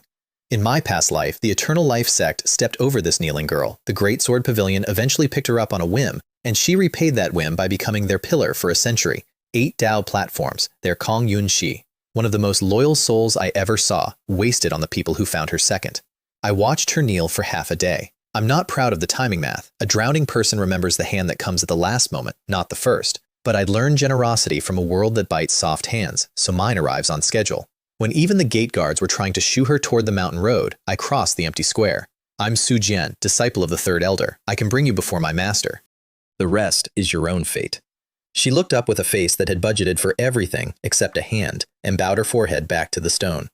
Han Mei will remember this kindness for the rest of her life. She meant it the way mountains mean things. I was counting on that. Master pressed a wisp of energy through the girl's wrist, felt 2 elements grinding in a ruined channel, and looked at me over her head. I laid it out, the water spirit body, the fire fruit, the buried potential, with a cover story about market gossip from Muye. Master's eyes narrowed at exactly the right places, and she made the girl kneel through a proper day of testing anyway, because a master should. Then she went to the Grand Elder herself and came back with a vial of Imperial True Water, an innate water treasure, one of 2 doses the sect owned. The fire died in Han Mei's channels like a hand had smothered it. The water spirit body woke up stretching. A mortal reject tested straight into the 3rd layer of chi refining by week's end, and Little Bamboo Peak had a 5th disciple who cried through her whole oath with road dust still in her hair. Master gained the student who'd someday hold up her entire legacy. I gained something rarer, in a peak that grew knives behind my back, one person whose gratitude pointed forward. The second dose of Imperial True Water, I should mention, went into me, specifically into my kidneys, because the ancient organ refining method wanted all 5 elements, and a man must have priorities. Kidneys are water. The manual said so. Any other benefits to a strong kidney are between me and the manual. That left 4 elements to source, and the first came at a sprint. The sect treasury held exactly 1 wood spirit pearl, innate, brimming with life force, perfect for the liver and incidentally perfect for repairing damaged meridians. I got Master's token to the 4th Elder's counter an hour before Shu Fan arrived at the same counter, holding the sect leader's note, sent to collect that exact pearl for his recovery. I'm told he took the news with grace. I'm told the grace lasted 4 steps past the door, and that his new senior brother Gu Ran consoled him all the way down the stairs with the tender warmth of a man measuring a rival for a coffin. Those two had been partners in my past life, the sect's twin snakes, thick as thieves while they strangled it. In this life, they'd been introduced as competitors for one master's inheritance, and the venom was already circulating. I didn't even have to stir. Some gardens weed themselves. I spent 2 days refining the pearl into my liver. The organ drank spirit stones by the fistful, and my body burned through rations like a furnace, and came out the other side with the first of 5 organs glowing warm jade from the inside. 1 down. The divine treasury had begun. And then the sect posted the notice that half the mountain had been waiting for, and the other half should have dreaded, the once-a-decade secret realm trial. Chi refining and foundation establishment together, 200 disciples, rankings by harvested beast corpses, 7 days minimum inside. Plus the rule everyone knew and nobody wrote down. Whatever happens inside, stays inside. No investigations, no questions. In an average decade, 1 in 5 didn't come out, and the sect lit incense and called it tempering. Grudges went in, fewer people came out. It was the closest thing our righteous sect had to a confessional, except you left your sins on someone else's corpse. Mei Liling and He Fan signed up the hour the notice went up, and I caught the look they traded doing it. I signed up right after, wearing my best oblivious junior face. Ladies, I've been waiting for this field trip longer than you've been alive. The teleportation scattered us randomly across the realm, and the realm welcomed me personally. I materialized next to a wolf den. 7 black wolves, 300 pounds each, led by a second-tier brute worth a mid-foundation cultivator, and all of them of the opinion that dinner had just delivered itself. I killed the nearest one before it finished being surprised, and spent the next stretch of forest introducing the pack to my past life's greatest hits. Heart-treading step, one wolf's legs quit mid-sprint, and my borrowed sword opened its throat on the way past. Blazing firewheel, a spinning halo of flame that took the next one apart at the waist. Shadow sword kill for the third, a strike built to arrive before the sound of it. The azure water sword my master gave me drank more wolf blood in an hour than in its previous decade of retirement. The pack leader required the special sauce. It was fast, genuinely fast, fast enough that my dragon step only broke even, so I stopped economizing. 100-fold ascension. The reversal tore through me. My strength multiplied past sense, and one sword light cut the leader in half and carved a trench through the forest floor behind it, tens of meters of second opinion. From the ring, silence. Then, that's the Venerable's technique. He said it takes a chosen affinity. He refused to teach it to me. A pause with centuries in it. You've had it for how long? A few weeks. It has taste, I said, and felt the ring generate the specific pressure of a supreme, deciding whether to strangle her own life insurance. Then I sat down among my wolf corpses, swallowed my hoarded rank 5 marrow pill, and got to the real agenda. Not the rankings, the foundation. 8 Dao platforms rose behind me, one after another. 8, flawless, blinding, whiter than fresh snow, not one impurity in the set.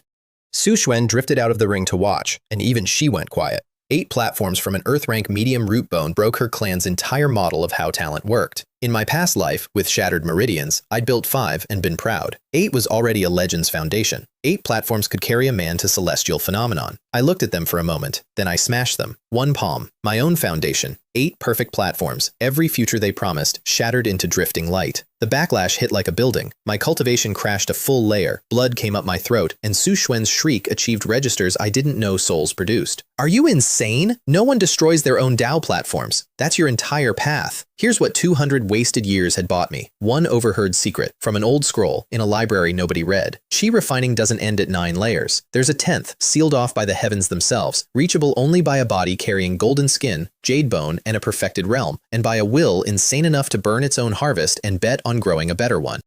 10 layers of chi refining meant the possibility of 10 platforms at foundation, and in the recorded history of this continent, exactly 1 person had ever stood on 10. The marrow pill's power raged through me while I rode the backlash down and then up, 9th layer again, 9th peak, and then the wall. And on the wall, a chain.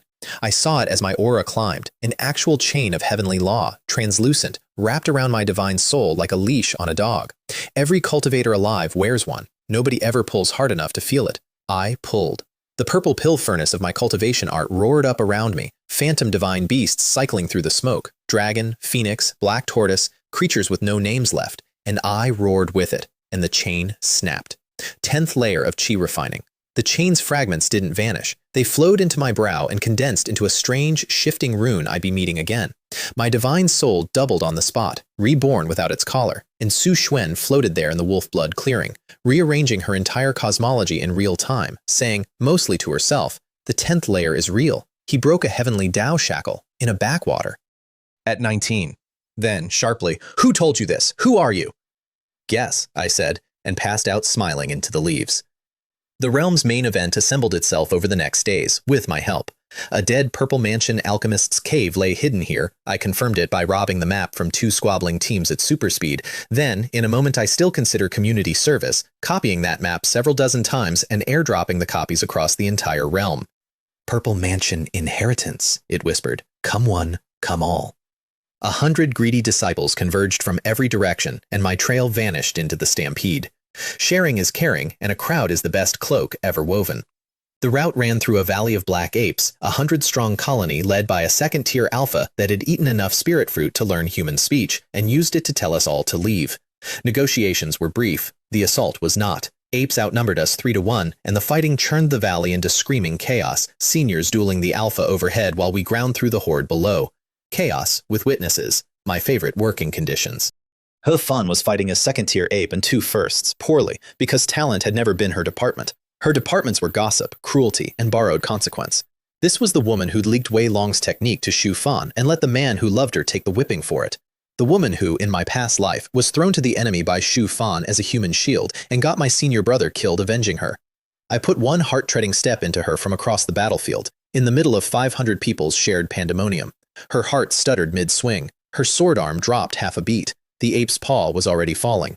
What was left needed a jar, not a coffin. May accident. One of a dozen deaths in that valley, witnessed by 50 people, mourned by exactly 1. Wei Long went berserk trying to cut his way to her, killed 4 apes in a frenzy, and buried what he found after, weeping over a woman who'd never once looked at him.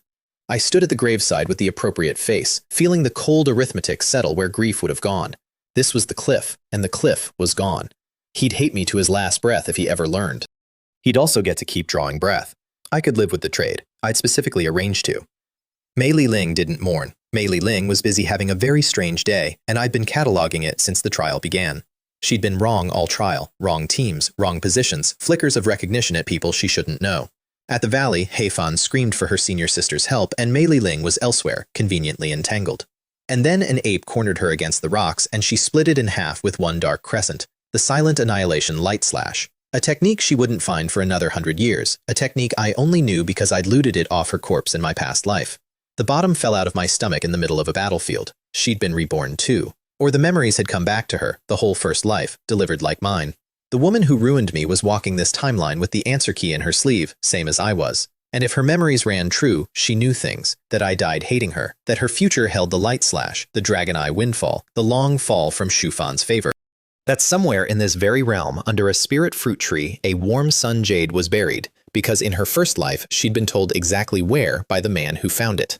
Some problems you monitor, some you schedule. A reborn Mei Li Ling with a century of foreknowledge was neither. She was a fire in the walls. I solved her the same afternoon. The crowd moved on from the Ape Valley with their spirit fruit, and I lagged behind, because the fruit was never the prize. A tree that awakens beast intelligence doesn't grow from ordinary dirt. I dug at its roots and came up with a palm of warm, honeyed stone, warm sun jade, a treasure that wards off heart demons and nourishes the body year-round, sitting under everyone's boots the whole battle. I was reburying the hole when a cool voice arrived behind me, exactly on schedule. Hand it over, Mei Li Ling, alone. Come straight to a treasure she had no honest way of knowing existed, wearing a stranger's disguise on my face and finding it inconvenient. I watched her look me over, some itch of familiarity she couldn't scratch, and offered to sell instead, taking out my sex emergency jade token with my left hand, nice and visible. A cornered nobody clutching his escape ticket, her shoulders relaxed by a hair. Greed leaned her forward by a step. 5,000 low-grade spirit stones, I said, and it's yours, senior sister, and took a few steps closer, jade held out like a shield, like a man negotiating scared. 2 more steps. 1. Hundredfold Ascension, Heart-Treading Step, Shadow Sword Kill. I became her the full stack with no wind-up, power multiplied past her whole realm, her heart seizing mid-gasp, and the sword crossing the last of the distance before her scream found its shape. Her head left her shoulders with the realization still assembling on her face. No! You're Sue, almost senior sister. 2 lifetimes of you, and you were still 1 syllable slow. I stood over her body and waited to feel something with 200 years of weight to it. The woman I'd orbited for decades. The swapped herb, the cold glances graciously rationed, the long apprenticeship in being nothing. The white-haired penitent who'd knelt at my feet a century too late, whom I'd killed once already, in another world, with a colder hand than this one. Nothing came but a ledger closing. Maybe that's what healing looks like on a man like me. Then I did something I'd never done to anyone. I burned her body, gathered her drifting remnant soul with a summoning rite, and instead of releasing it to the wheel of rebirth, I fed it to my purple flame. Slowly, completely. Her eyes stayed venomous to the last wisp. No reincarnation, no third try. Whatever loophole in heaven had let both of us come back, I wasn't leaving it a repeat customer. Our 2 lifetimes are settled, I told the ashes. Shu Fan will be along shortly. Save him a seat. The system paid out her luck and noted, with what I chose not to interpret, that her luck had been reset to 0. The heavens had closed her account. I pocketed the warm sun jade, threw her identifiable effects down a ravine, and walked back into the trial like a man returning from a stroll. The road to the alchemist's cave earned its tolls. The valley's back door opened onto a snake gorge, the ground carpeted in serpent corpses from the teams ahead, some halves still writhing, and 1 unlucky pioneer cocooned under 100 living ones. I am on record as fearless about most of this continent's horrors. I burned my way down that gorge with fireballs in both hands like a man sanitizing a kitchen, and I will not be elaborating further. The cave itself, when the mob cracked its final barrier, was a small, dead kingdom, a herb garden gone feral with century-old stock, storehouses of preserved rank 2 and 3 pills, and at the heart of it, a final inheritance behind a light screen only 1 soul could enter at a time. The looting hit full riot inside a minute. I worked the quiet edges, where a scavenger with 2 lifetimes of botany knows the real shelves hide, and had my ring half full when a sword chi came from my fingers over a century-old 9-leaf clover. Some Foundation establishment first layer, who'd decided the herb rows full of chi-refining juniors looked like a free harvest with legs. I broke his sternum with 1 punch, and when he crawled for the exit, I finished the job and took his ring, in front of 40 witnesses who all simultaneously remembered urgent errands elsewhere. The realm has 1 law, and I didn't write it. Whatever happens inside, stays inside. By nightfall, the whole trial knew there was a plain-faced nobody in the herb garden you did not tax. My favorite find wasn't even on the shelves. While the mob fought over the pill houses, I poked through a collapsed groundskeeper's shed. 2 lifetimes of outer sect chores teach you where real households keep the unglamorous miracles, and pulled a small cauldron out of the dust in the corner. Pitch black, dead to spirit sense, ugly as a tax notice. In my past life, a certain small cauldron from this realm became one of Shu Fan's quiet treasures, pocketed while everyone brawled over pills, and no one ever knew where he'd gotten it. Into my space it went. Someday it would explain itself. They always do. And the final inheritance? While the 5 strongest seniors of the trial, Wu Shuyi, Cheng Shu, Gu Ran among them, beat each other bloody in the sky over entry rites, a beam of light stabbed up from the sanctum, and inside it stood Shu Fan, waving. He'd slipped the cue while the adults brawled. The 5 strongest faces in the realm all curdled in unison, Gu Ran's worst of all, and I stood in the crowd sincerely applauding the heaven's favorite son. Go on, take the inheritance, little leak. Every treasure you absorb converts at my exchange rate eventually. I'd stopped seeing him rise. I'd started watching my deposits mature. The storage ring bought me more than pills. Inside it, and on the second assassin who came for me that evening, because 2 masked men with Foundation establishment cultivation ambushed me on my way out of the cave district, aiming to kill, not rob, I found matching numbered tokens. 167, 269. No sect markings, no aura. Answers burned away behind a self-destruct woven into their souls. Professionals. Sent, inside a sect trial, for a chi-refining disciple who'd been too visibly excellent lately. I killed them both and kept the tokens, and filed the numbers under a growing folder labeled, "Someone in my own house is renting out my address." Meanwhile, the realm's beloved main character was having a week, and I'd been supervising it from the start. Shu Fan had entered the trial glowing with the sect leader's resources, and his first day in, his famous luck delivered. A cave of dead adventurers, storage rings intact, a treasure, and a rank 3 pill that jumped him to the 8th layer on the spot. I watched from cover as the old ghost in his ring drifted out to congratulate him. "You are a child of great fortune, destined to all the world," and confirm the thing Su Xuan's inspection had already told me.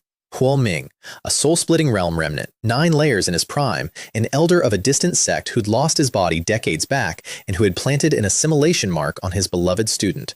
He wasn't mentoring Shu Fan, he was tenderizing him, growing his own next body and calling it a master's love. Shu Fan asked his master for help killing me. The master smiled and promised. I decided the schedule could move up. He was flying low over the forest, drunk on his new lair, rehearsing my death out loud, when a heart-treading step reached up and squeezed. He dropped out of the sky mid-scream, and I came out of the wind and thunder and put 2 fists through his ribs before the ground finished catching him.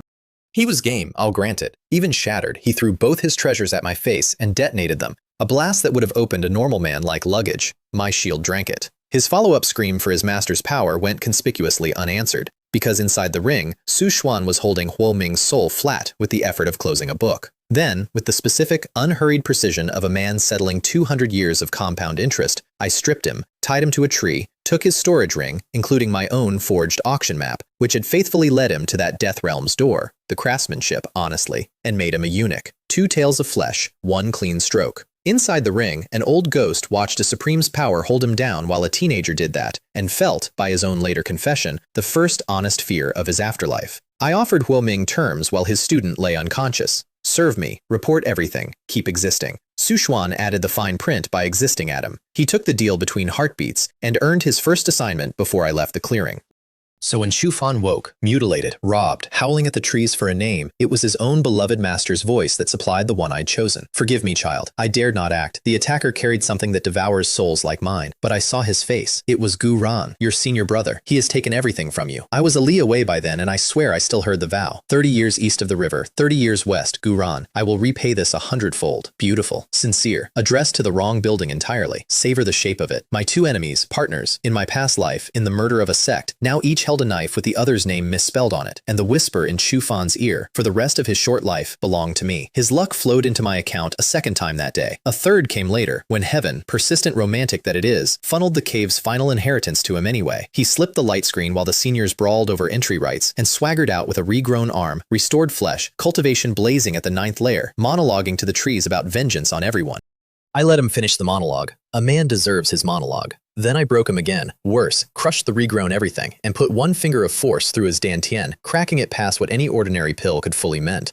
I'll let you grow back, I told his unconscious body, and I'll break it every time it grows. That's the treatment plan. No appointments necessary. The ringmaster watched in respectful silence and updated my file by several categories. The trial's last days I spent on infrastructure. Su Xuan's parting gift from her arsenal, the Wind Thunder Void Step, a heaven-rank movement art she'd needed 20 years to reach minor achievement in, went into me over 1 obscene afternoon of luck points. The system quoted me thousands. I gritted my teeth and paid, and came out the other side moving like the space between lightning and thunder. She watched me finish in 3 breaths what had cost her 2 decades, was silent for a long moment, and said, "When you called yourself the genius among geniuses, I assumed it was a joke." "It was," I said. The punchline just keeps landing. After that, no one in the realm could catch me, so I stopped pretending anyone could, and the realm's last days turned into an economy lesson, with me as the weather.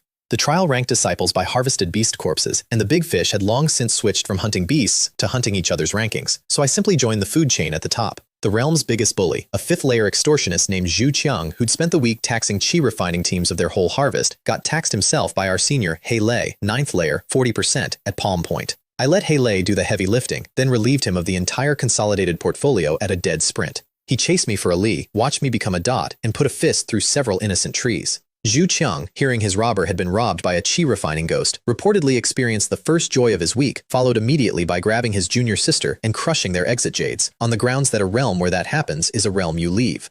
He started a fashion.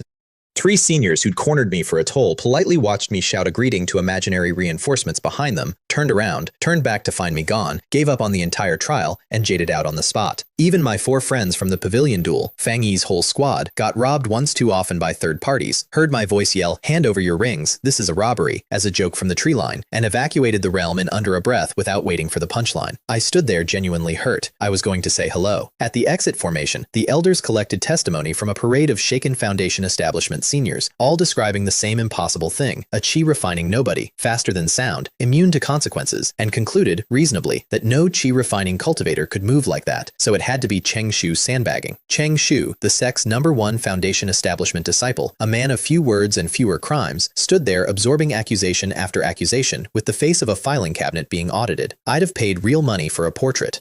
When I finally strolled out and an elder asked what I'd gathered, I said, "Not much," and every suspicion in the clearing died of embarrassment on the spot. My official harvest ranked first among chi refining by a margin that made the tallying elder laugh out loud. My unofficial harvest went to master in a plain ring, pills for the new juniors, herbs for the peak, because Little Bamboo Peak was about to grow, and because the look on her face was worth more than the contents. She had a look of her own that day, though, quieter, aimed at me when she thought I wasn't watching. It took me time to learn what it was. Mei Li Ling had carried a paired life jade, and its mother stone sat in Master's keeping, and when it cracked, Master had bled a drop onto it and watched the recording every such jade keeps, her eldest disciple's last moments. The valley, the disguised stranger, the 3 techniques in one breath, and the face under the disguise, because a master knows her disciples' sword habits the way mothers know footsteps. She crushed the stone to powder and told no one. Sect law protected me, the realm keeps its own, and something older than sect law protected me harder.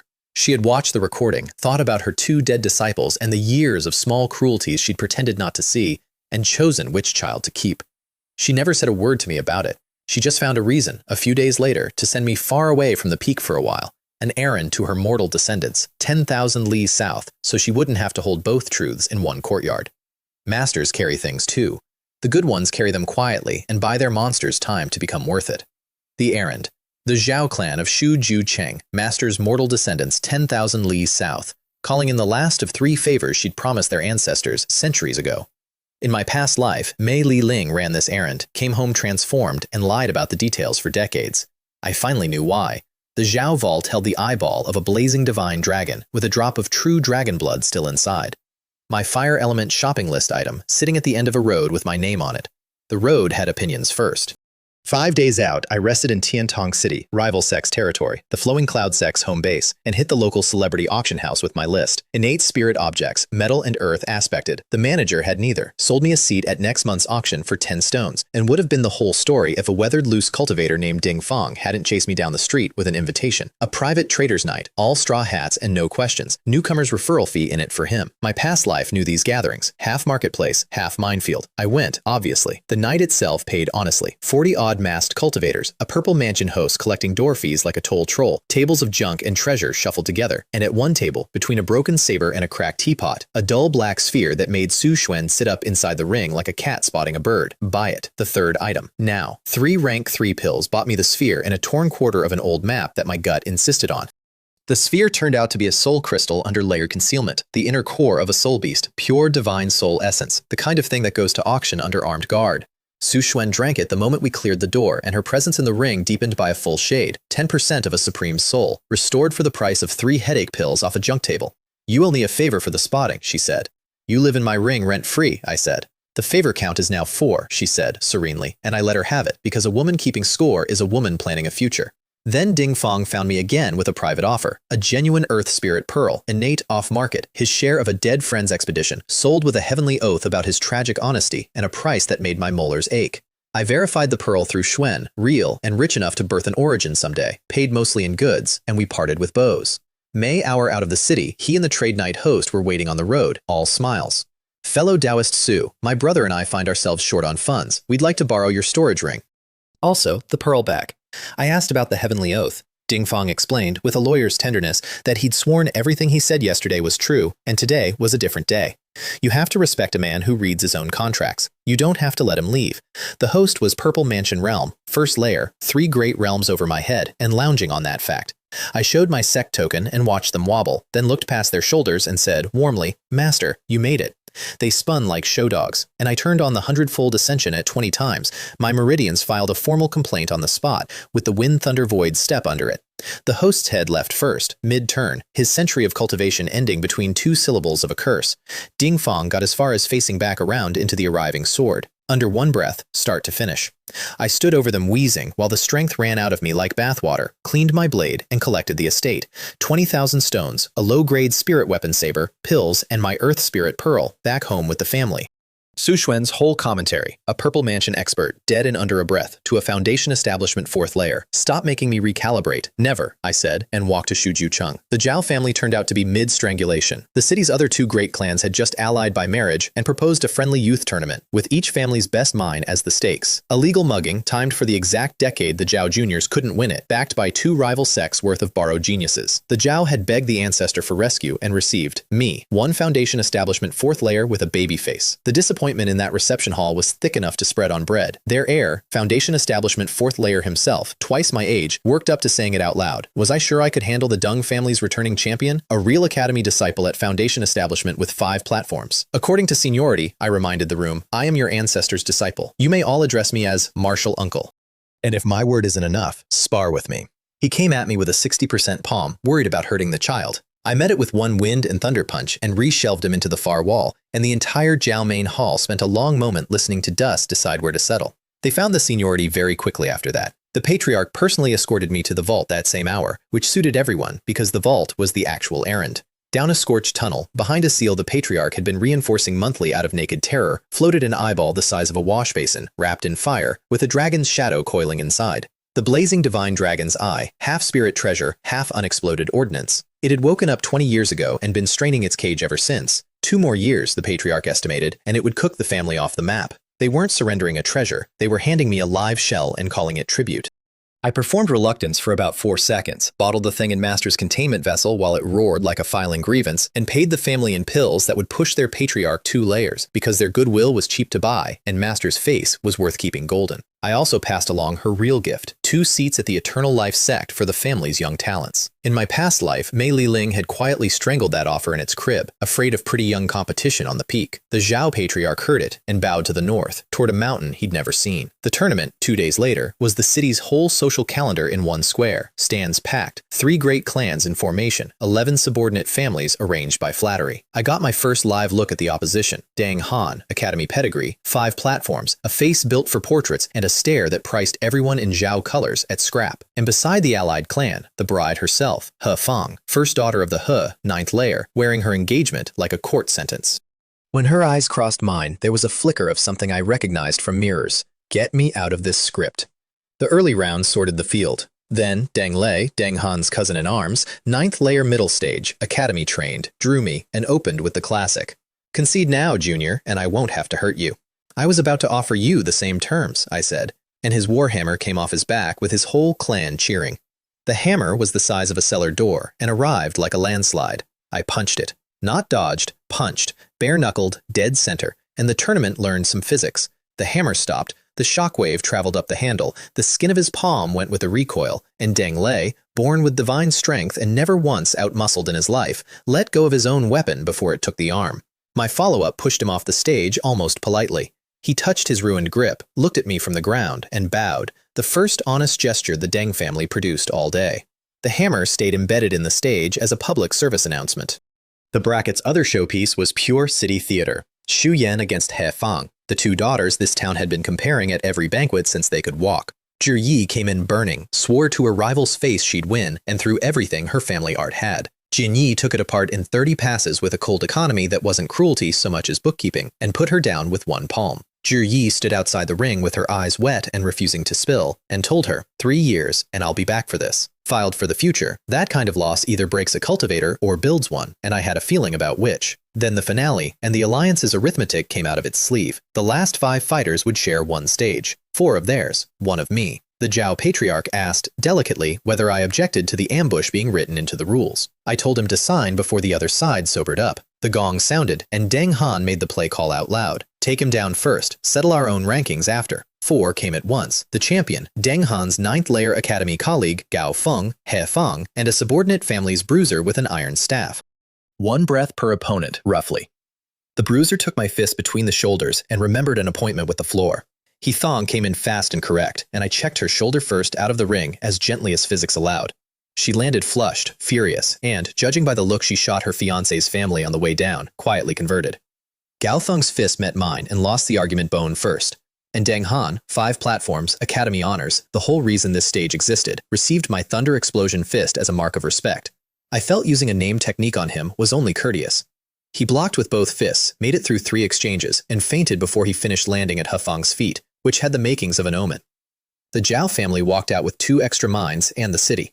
The marriage alliance dissolved by dinner. He Fang left town that evening without returning the gifts, which I choose to read as commentary. And the Zhao patriarch's grandchildren, fierce Ji Yi and her quiet little brother, packed for the Eternal Life sect, staring at me the whole way north like I might detonate. Fair, honestly. The luggage technically could.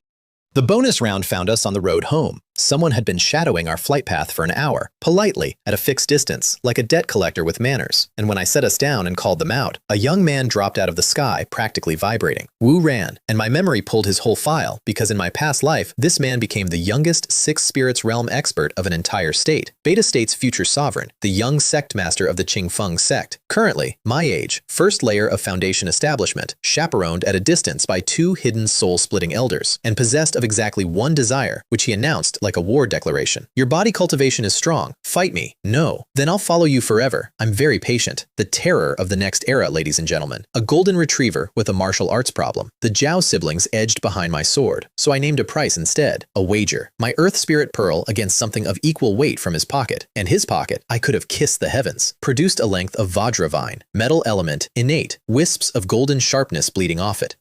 The last item on my 5 elements list carried 10,000 li to me by a stranger who wanted to trade punches for it. Sometimes the universe just leaves the register open and steps out for lunch. We fought bare, no spiritual power, body against body, the honest way, and it was the best fight of my new life. He'd been forged since childhood on heaven and earth treasures. His golden skin answered mine flare for flare. His Qingfeng fist looked like a breeze and landed like a flood. And for 100 blows, we were dead level, both of us grinning through split knuckles while the forest around us paid our bills. His two hidden elders, I learned later, spent the whole match arguing in the void about whether their young master had finally found a peer or a disaster. Both, sirs, both.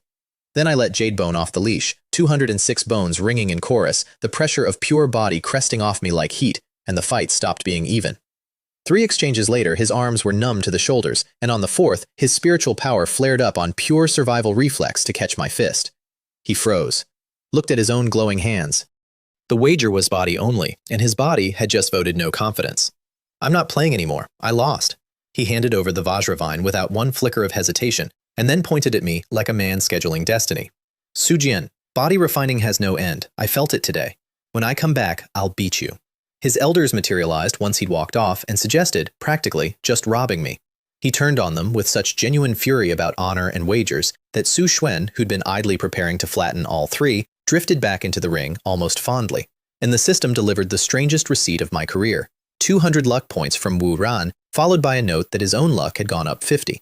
The defeat hadn't dented his destiny. His Dao heart had eaten the loss and converted it straight into fuel. Some people you fight and gain an enemy. Some you fight and the heavens themselves mark it a good investment for both parties. I put the vine away and added Wu Ran to the very short list of people this continent had better not touch while I'm breathing. Home then, with all 5 elements in my luggage, to deliver 2 new junior disciples to a delighted master and to rent the best chamber in the sect's cultivation tower for the project 2 lifetimes in the making. The system, sensing an occasion, issued a task as I walked through the sect gate. Reach Foundation establishment within the month with at least 9 platforms. Special reward for 10. My system had learned to bet on me. I found that almost touching. Behind a sealed door, I went to work in sequence. The Vajravine went into my lungs, metal, clean and merciless, every breath afterward arriving with an edge on it. The Earth Spirit Pearl fed my spleen until a mountain's phantom stood behind my shoulders, and I bled its surplus into my limbs and marrow, because Earth nourishes everything it touches. Then the centerpiece, Su Xuan's divine soul, condensed to needlework, peeled the drop of true dragon blood out of the blazing divine dragon's eye. That drop went into a bottle against a future breakthrough, because you don't drink the whole dragon in one sitting, and the remaining ocean of divine fire poured into my heart. My heart took it like a war drum takes a drummer. Every beat dragooned the other 4 organs into rhythm, liver feeding heart, heart feeding spleen, spleen to lungs, lungs to kidneys. The 5-element cycle catching like an engine, and above each organ, a grotto heaven opened. 5 small heavens humming inside my torso, generating one another in an endless ring, while purple chi flooded the whole circuit. The old manuals keep one line about this state: the 5 viscera can house the heavens. It stopped being a line and became an address. Divine treasury, complete. Golden skin, jade bone, divine treasury. The full trinity, the body the ancients built before the heavens got stingy with instructions, finished in a rented room by a farm tool of a system and a dead woman's coaching. Su Xuan hung in the air beside me, doing the quiet math of her ancient, glorious clan's entire curriculum, and finding it wrong. We refine the organs at Foundation establishment, she said, mostly to herself. Everyone does. It was supposed to be at chi refining, before the vessel sets. All of it in the wrong order, for 10,000 years. She looked at me with an expression I was coming to recognize. A woman watching her worldview get remodeled by a teenager with a shovel. Then I built my foundation for the second time, and the whole sect heard it. The platforms came up like sunrises. 1, flawless, 3, 5, 7, and the pressure leaking out of my rented chamber had already emptied the cultivation tower. disciples spilling into the courtyard mid-session, the tower's managing elder hovering at my door with his fist raised and not quite knocking. 8. The whole tower's spirit-gathering formation groaned as I drank its aquifer dry. I shattered 1,000 mid-grade spirit stones around me in a standing ring and pulled their mist in like weather. 9. Flawless. The number with exactly one name attached to it in sect history, and her platforms had carried flaws by the 8th. And then I reached for the thing nobody was counting. My divine soul screamed. Something at the center of me tore, a drop of purple soul blood ripped out of my brow, drank half my life force in one swallow, and became a platform that did not stand behind me with its siblings. It sank into my sea of consciousness and seated itself there, inside, where no appraiser's eye would ever count it. 10. The perfection past the extreme. In the recorded history of this continent, one other person, name lost, gender remembered. Now 2, and mine was staying off the books. Heaven noticed anyway. The sky over the Eternal Life sect went black in the time it takes to gasp, and threw a full lightning tribulation at a Foundation establishment ceremony, a thing so far outside precedent that the crowd's theories arrived in waves. An elder's breakthrough, a treasure's birth, an ancestor ascending. The sect leader came out of his hall. The peak lords converged. The old ancestor himself, the sect's hidden pillar, unseen in years, emerged from the back mountain to stand in the front row. And the tribulation fell, bolt after bolt, on one 19-year-old who walked out of the tower to meet it in the open, because I wasn't paying for their renovation. What 20,000 people saw, 9 flawless platforms drinking heaven's temper, absorbing each strike in shared gulps, a boy standing in the strike zone getting visibly healthier. What they couldn't see. The 10th platform in my skull with its mouth open. The heavens sent an execution, and my hidden platform graded it as catering. Somewhere between the 40th bolt and the final arm-thick monster of purple lightning, I felt the 10th settle into its born nature. A single word I'd come to lean my whole future against. Devour. The clouds gave up sulking and dispersed. I stood in the scorched ring at the 3rd layer of Foundation establishment. 3 layers in one sitting, Foundation intact, bones humming, and the sect made a noise I hadn't heard in 2 lifetimes. The old ancestor delivered the public verdict over the crowd. 9 flawless platforms. Beyond even Yun Shi, the finest I have seen in this life.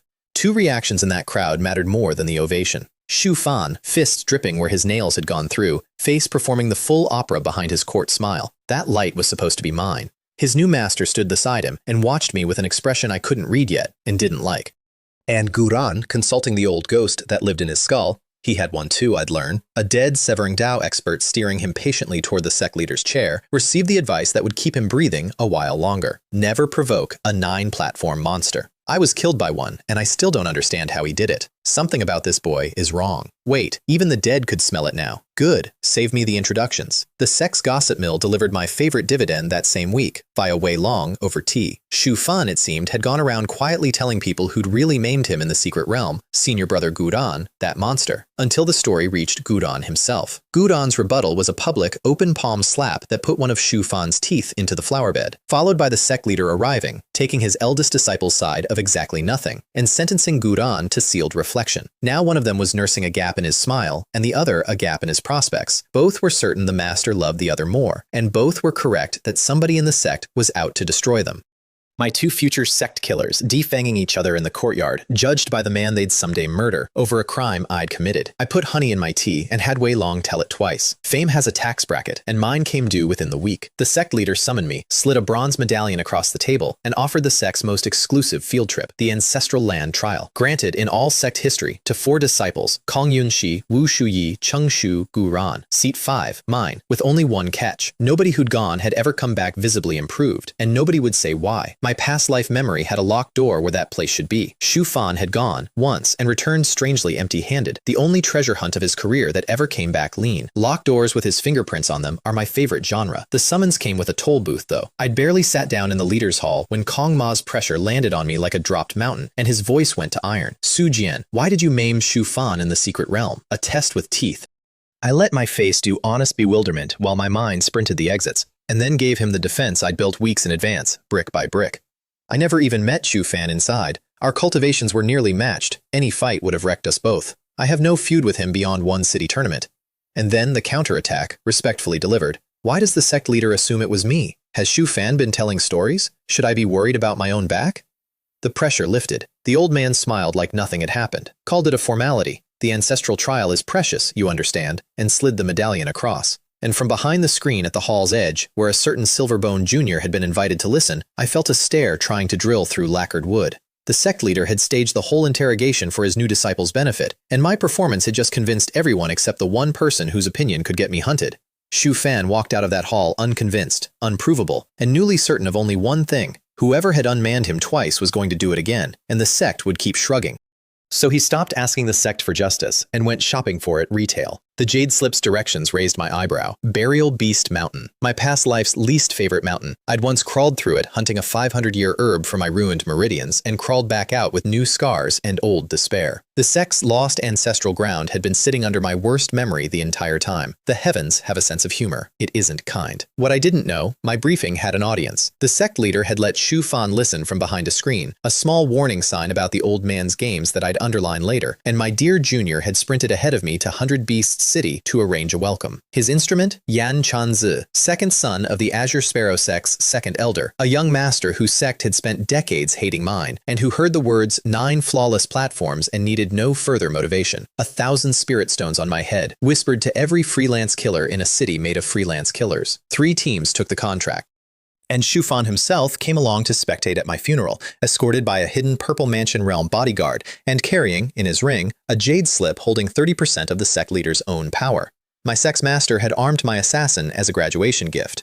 To be fair, he didn't know that's what he was doing. To be just as fair, he'd stopped trying very hard not to know things about Shu Fan. The mountain handled introductions. 100 Beast City sat at its gate, a lawless mercenary port that the Azure Sparrows taxed and otherwise ignored, and its main square ran a permanent bazaar of team recruitment, herb runs, beast hunts, escort work, every crew shouting terms. I passed on the Purple Mansion-led outfits, where a nobody like my current face gets promoted to bait, and signed with a modest 4-man crew under one Wu Chang, Foundation Establishment freelancers, a herb contract, split terms in writing. Honest men, as the trade goes. When they fished for my background and I mentioned the Eternal Life sect, the whole team's posture improved by a vertebra. Useful, a name, wearable armor. Our first night's campfire drew guests. A bald slab named Sun Peng, 7th layer, iron staff, a reputation Wu Chang greeted with careful courtesy, and his 4 colleagues. They invited themselves to our roast lamb, proposed a friendly merger of teams, took the refusal poorly, and then settled around the fire anyway, arranging their seating around me with the subtlety of a noose. I chewed, chatted, and watched Sun Peng wink at his pickpocket. The pickpocket flicked a scrap of mutton onto my chest. So sorry, friend. Let me just brush that off you, and reached. I put my carving knife through his throat, took his neighbors on the same motion, and was out of the firelight before the fat finished sizzling. The camp froze around 2 men drumming their heels in the dirt. My 4 teammates achieved a vertical leap that did their realm credit, and Sun Peng, 7th layer, roared threats into a dark forest that had just swallowed a stranger who killed 2 of his people between bites. I took the rest at leisure. The knife woman went to a heart-treading step and 1 line of light in the dark. Her partner, backing away from her body, backed into me. Sun Peng ran. Genuinely ran. 7th layer legs, real panic, and the mountain, unimpressed, fed him to a crippled gray wolf with 3 legs and a grudge. I arrived to find man and wolf locked in a mauling contest, waited out the good parts in a tree, and dropped down to applaud when they'd both earned it. He gave up everything at the sight of me, the contract, the price, and the name. Yan Chanzi, Azure Sparrow sect. 1,000 stones for your head, master. I only wanted the money. I took his ring and his sword arm and left him to the wolf, because the wolf had done half the interview, and I respect a colleague. Then, since the other hunter teams were already deep in the mountain following my old trail, I did the reasonable thing. Walked back to 100 Beast City, changed my face, and joined my own manhunt. My new team, the 3 Zong brothers, Gold Bull, Bronze Bull, and Iron Bull. 3 slabs of prime beef sharing 1 brain cell on a strict rotation schedule. They interviewed me for the squad by asking if I could carry loot. They spent the hike ranking their own names by toughness and retelling the legend of how eldest brother once guarded a widow's bath so nobody else could peek through the hole. We plugged it with our eyes for security. I have killed men over lesser sentences. I let them live out of scientific respect. Nature had invested everything in their shoulders and called the project finished. The mountain got darker fast. A day in, we found one of my old cover team hanging from a tree by a rope. Kong Hao, an easygoing 4th layer man who'd shared his rations with me 2 nights before, his face marked with the small black wounds of something venomous taking its time. A Leon, his teammate, worse. A fist-sized hole where a stomach had been, an arm discarded separately, the body glazed in poison residue. The Red Centipede's work, a bounty specialist who liked her victims conversational, and who'd been taking my old trail apart 1 teammate at a time, asking each of them the same question. Where is Su Jian? They died because a stranger had shared their fire for 1 night. The cultivation world calls that normal.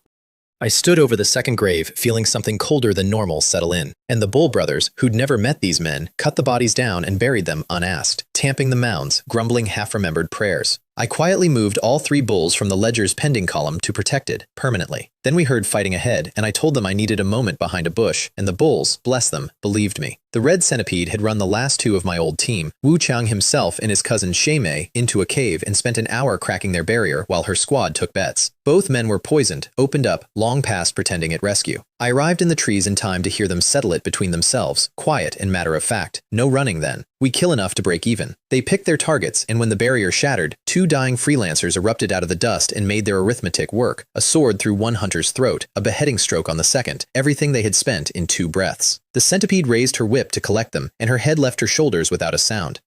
I worked through the rest of her squad from the shadows in the same rhythm. A step, a line of light, a body, while Wu Chang and Shay Mei stood back to back in the chaos, killing whatever stumbled within reach, understanding nothing except that the mathematics kept improving. When it was over, there was a black-clad stranger standing among 6 corpses, and Wu Chang, bleeding, held together with stubbornness, met my eyes and took one step back from what he saw there. Then the stranger was gone, and the 2 of them sat down in the carnage and laughed until they shook, the way men laugh on the far side of their own funerals. They never knew. They'd bought their lives with one shared campfire and a burial they didn't have to do. Kindness in this world is a lottery ticket nobody remembers buying. Theirs paid out. The white snake arrived late. The centipede's mirror, a soft sword artist fast as her name, read the wounds on her colleague's corpse and went gray. She was still assembling the obvious when I strolled up in my borrowed face and complimented her reputation. Flattery froze her exactly 1 step too long. Heart-treading step, silent annihilation.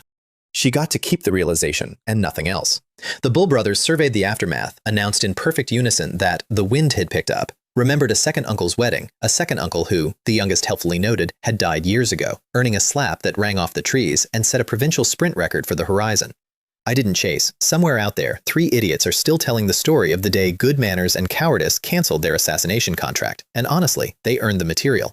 From the White Snake's ring, I even inherited a profound rank movement art, the Spirit Snake Step. Flowing, whisperless, a perfect gift for my juniors and a decent chassis for an idea I'd have later. The ancestral land itself sat behind a beast's den and a bronze key, and it broke my scale for the sect I thought I knew. The guard beast came first, a 3rd-tier horror with tiger feet and a boar's jaws, camped in the entrance cave. I fought it for over 100 exchanges and never once used a trump card, because somewhere in the first 10 I realized what I'd been handed, a purple mansion-grade training dummy that regenerated its temper for free. I cycled every battle art I owned through its hide, polished my new hybrid footwork against its lunges, and finally let it limp off unkilled, both of us better for the seminar. The bronze medallion opened a stone gate behind its den, runes assembling into one character, longevity, and a vortex took me somewhere the maps gave up on. Ruins. In the dark, under a dead sky, ruins the size of 10 sects. Broken pillars 100 men couldn't ring, in rows that ran past the edge of sight. My shabby, backwater, beloved eternal life sect was the surviving stump of something that had once brushed the clouds, and nobody on the mountain today knew it. The welcome mat nearly killed me. On the crown of the best preserved pillar lay a meditation cushion that crumbled at a touch, and under it, a coil of black rope that came alive the instant my hand closed on it. It had me cocooned mid-blink. My new heaven-rank footwork managed one flicker before the coils closed. Lightning did nothing, and the ground was arriving fast when I spent my dignity in one word. Xuan! She came out of the ring like a small dawn. Great Sun Divine Fist, her clan's forbidden art, the one that explodes the unworthy, met the rope in midair, and the shockwave shattered 3 ancient pillars and my understanding of my own houseguest. Even she slid back a step. The rope, she said, catching her breath in a way souls shouldn't need, was a supreme weapon. A living tool forged by a supreme realm master as a life companion, 1 grade below the gear of saints, broken, orphaned, and feral for longer than nations last. She crushed the dead obsession inside it with her second blow, and the immortal binding rope went limp in my hands. Ownerless. Mine now. A weapon with more history than my sect, retired into my sleeve, 1 long refinement away from waking. The favor count, said the small dawn, reassembling her composure, is now 5. Worth it, I said, and meant every syllable. At the heart of the ruins waited 6 statues, 10 zhang tall, on a platform old enough to predate the word old. 6 founders. 3 already split by great cracks, inheritances claimed by past visitors. 3 intact. A hammer-wielding titan, a gaunt figure wrapped in chains, an armored sovereign with an iron staff. I bowed and announced myself twice, and on the second bow, 3 wills woke up. Actual consciousness, slivers of celestial phenomenon realm ancestors, parked in stone for millennia, and they came awake arguing over me like grandfathers at a fish market. 9 flawless platforms, better than the girl who came before. Worthy of my legacy, no, mine. Su Xuan's voice in my ear ran cold. Careful, each of those is a celestial phenomenon will. The sect's living peak was soul-splitting. Its dead founders were 3 whole realms above it. Whatever had raised this place had knocked our lineage down 4 flights of stairs and left no forwarding address. The armored one cut through the bickering with the offer. One condition: swear a heavenly oath to never leave the Eternal Life sect and choose any inheritance among us. And there it was. The locked door unlocked. The reason the sect's greatest genius had walked out of this hall empty-handed. The reason Shu Fan came back lean from the only treasure hunt of his life. The ancestors weren't guarding power, they were selling it, and the price was the rest of your horizon. I thought about it for as long as it deserved, which was 1 breath. In my first life, my body kept me small. In this one, the only thing left that could was a promise. Then juniors apologize for disturbing your rest, I said, bowed to 3 celestial phenomenon wills, and walked out of my own sect's holiest vault to the sound of an ancient voice sputtering about last chances. Behind me, the statues went back to being stone. Ahead of me, the check-in chimed 16 years and pushed me to the 5th layer, as if the system itself endorsed traveling light. Outside, the mountain had finished setting my table. The hunting expedition had come to me while I toured the ruins. Yan Chanzi and Shu Fan, tired of dead subcontractors, had brought the main office, an enforcer at the 9th layer of Foundation establishment, another at the 8th, escorts, the hidden purple mansion guardian, and a fresh grievance because the 3 Bull brothers had come home early and been made an example of. Gold Bull, the eldest, killed with 1 palm for breach of contract. His brothers crippled and left to crawl. My 3 idiots, broken for the crime of a fictional wedding. I added it to Yan Chanzi's page of the ledger, under the entry that was about to be totaled anyway. The expedition had also spent days paying the local wildlife for my absence. A mother tiger leopard beast, 2nd tier, cornered defending her den, had shredded 1/3 of their roster before dying on Yan Chanzi's sword, and her death scream was still rolling off the cliffs when its answer came back at triple the depth. Her mate, 3rd tier, a monster with paws like landslides, arriving home to a dead wife. I watched the reunion from cover. The beast's opening argument took the legs off Shu Fan's hidden Purple Mansion bodyguard. The escort was distracted mid-fight by a soul strike he never saw coming, because Hua Ming, my ghost in Shu Fan's ring, had chosen his moment with an old killer's patience. The brave expedition abandoned their own guardian as a chew toy on the spot and scattered. The beast ate the bodyguard in installments and went hunting the rest, and I went hunting the spectator. Shu Fan had watched the whole collapse from a treetop a li away, close enough to enjoy my scheduled death, far enough to survive everyone else's. The precise cowardice I'd have bet the farm on. My fist came out of the wind and thunder and took him off that branch like fruit. I took his arms with 1 pass of the autumn wind, his legs with the 2nd. Then I sat down beside what remained and let him spend his capital, because a man deserves his final monologue. He hit all the classics. You'll die badly. The sect will burn you. My master will avenge me. And then, voice cracking into the register of true faith, the big one. Master, save me. Lend me your strength. So I took out his storage ring, his ring, from my finger and invited his master out personally. Hua Ming's soul rose into the daylight, drifted past the boy who'd worshipped him, faced me, and bowed. Young master. I've watched a lot of faces come apart across 2 lifetimes. Shu Fan's was the masterpiece. Every certainty went down in sequence. The master, sold. The secret realm, mine. The auction map, forged. The mysterious rival in the trial, me. The Muye defeat. The gauntlets, the pearl, me. A whole heroic biography repriced in 1 look as somebody else's ledger. And what was left at the bottom, under the ambition and the patience and the silver-grade destiny, was just a mutilated kid in the dirt learning that he'd been the supporting cast since the day I woke up at that gate. I was supposed to step over you, he whispered. I know, I said. That's the joke. The sword fell. His soul tried 1 last trick worth respecting. It burst from the fire clinging to a strange purple token, an escape vector nobody could have predicted, and on any other villain's watch it would have worked. On mine, a Supreme's fist folded the attempt in half mid-air. I pried his soul off the token and fed it to the purple flame slowly, while it bargained in a smaller and smaller voice, offering servitude, secrets, sect leaders. The flame was not accepting offers. Then there was no more Shu Fan, anywhere, in this world or the queue for the next one. Ding! The great luck bearer Shu Fan has been defeated. Luck points, plus 550. Shu Fan's luck, reset to 0. Zeroed. The heavens closed his account and wired me the balance. Somewhere upstairs, an editor drew a line through a protagonist and didn't even file a complaint. I sat by the ashes for 1 moment longer than business required. 200 years, 1 shattered spine, 1 stolen life, settled in an afternoon, on a mountain, by a version of me he'd manufactured personally. It didn't feel like fireworks. It felt like setting down something I'd carried so long, my hands had grown around the shape of it, and hearing my own pulse for the first time in 2 lifetimes. The purple token I kept. Su Xuan's punch hadn't scratched it. A token that shrugs off a Supreme's fist is a token with a resume, and it drank divine soul nourishment like a living thing. Into the vault it went, next to the millstone jade. My drawer of unexploded questions was developing a personality. Then I stood up, because the afternoon had a second shift. Kuo Ming, the rest belonged to the beast. Make sure the beast wins. He made sure.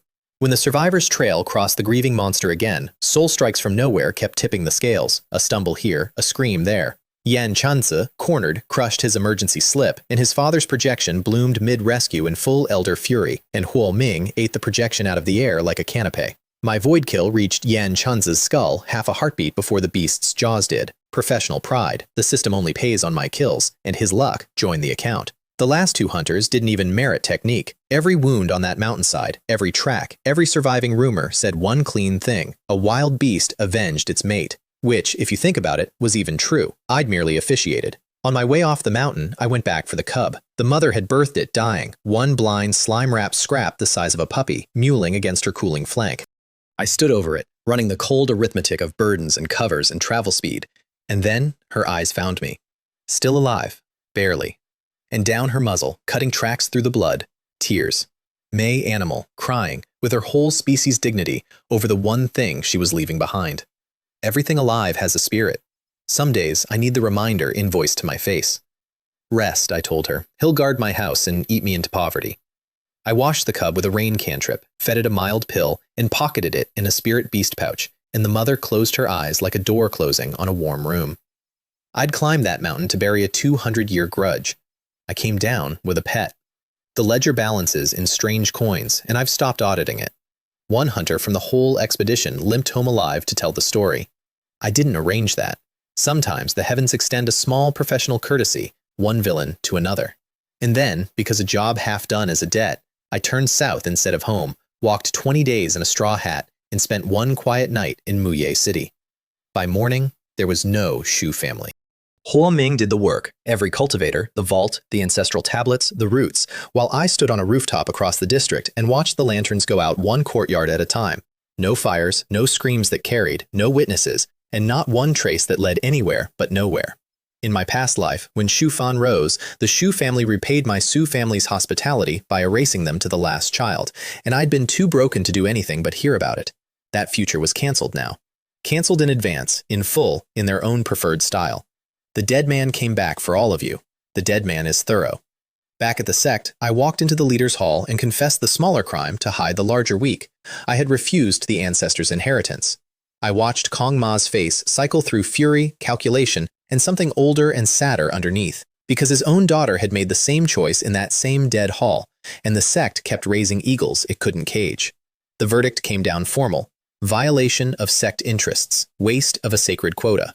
7 days of lightning punishment on the Thunder Punishment platform, submerged in the thunder pool of Wind and Thunder Valley, the sect's harshest penalty. Disciples went pale retelling it. Exactly one person had ever walked off that platform intact, Kong Yung-shi, naturally, and the sect's two current Purple Mansion geniuses had both tapped out inside half a day. Friends. They sentenced the man who eats lightning to a week in a lightning jacuzzi. I kept my head bowed in the hall, so nobody would see the expression of a boy being thrown into the briar patch he was born in. The whole sect turned out to watch me lowered into the pool. The gate elder slipped me a mercy jade, crush it if you break, with gruff instructions not to be a hero. 7 days later, I handed it back dry, and the silence around the pool had a religious texture, because I stepped off that platform with my aura sharper than I'd gone under. What the barrier hid, the most productive vacation of 2 lifetimes.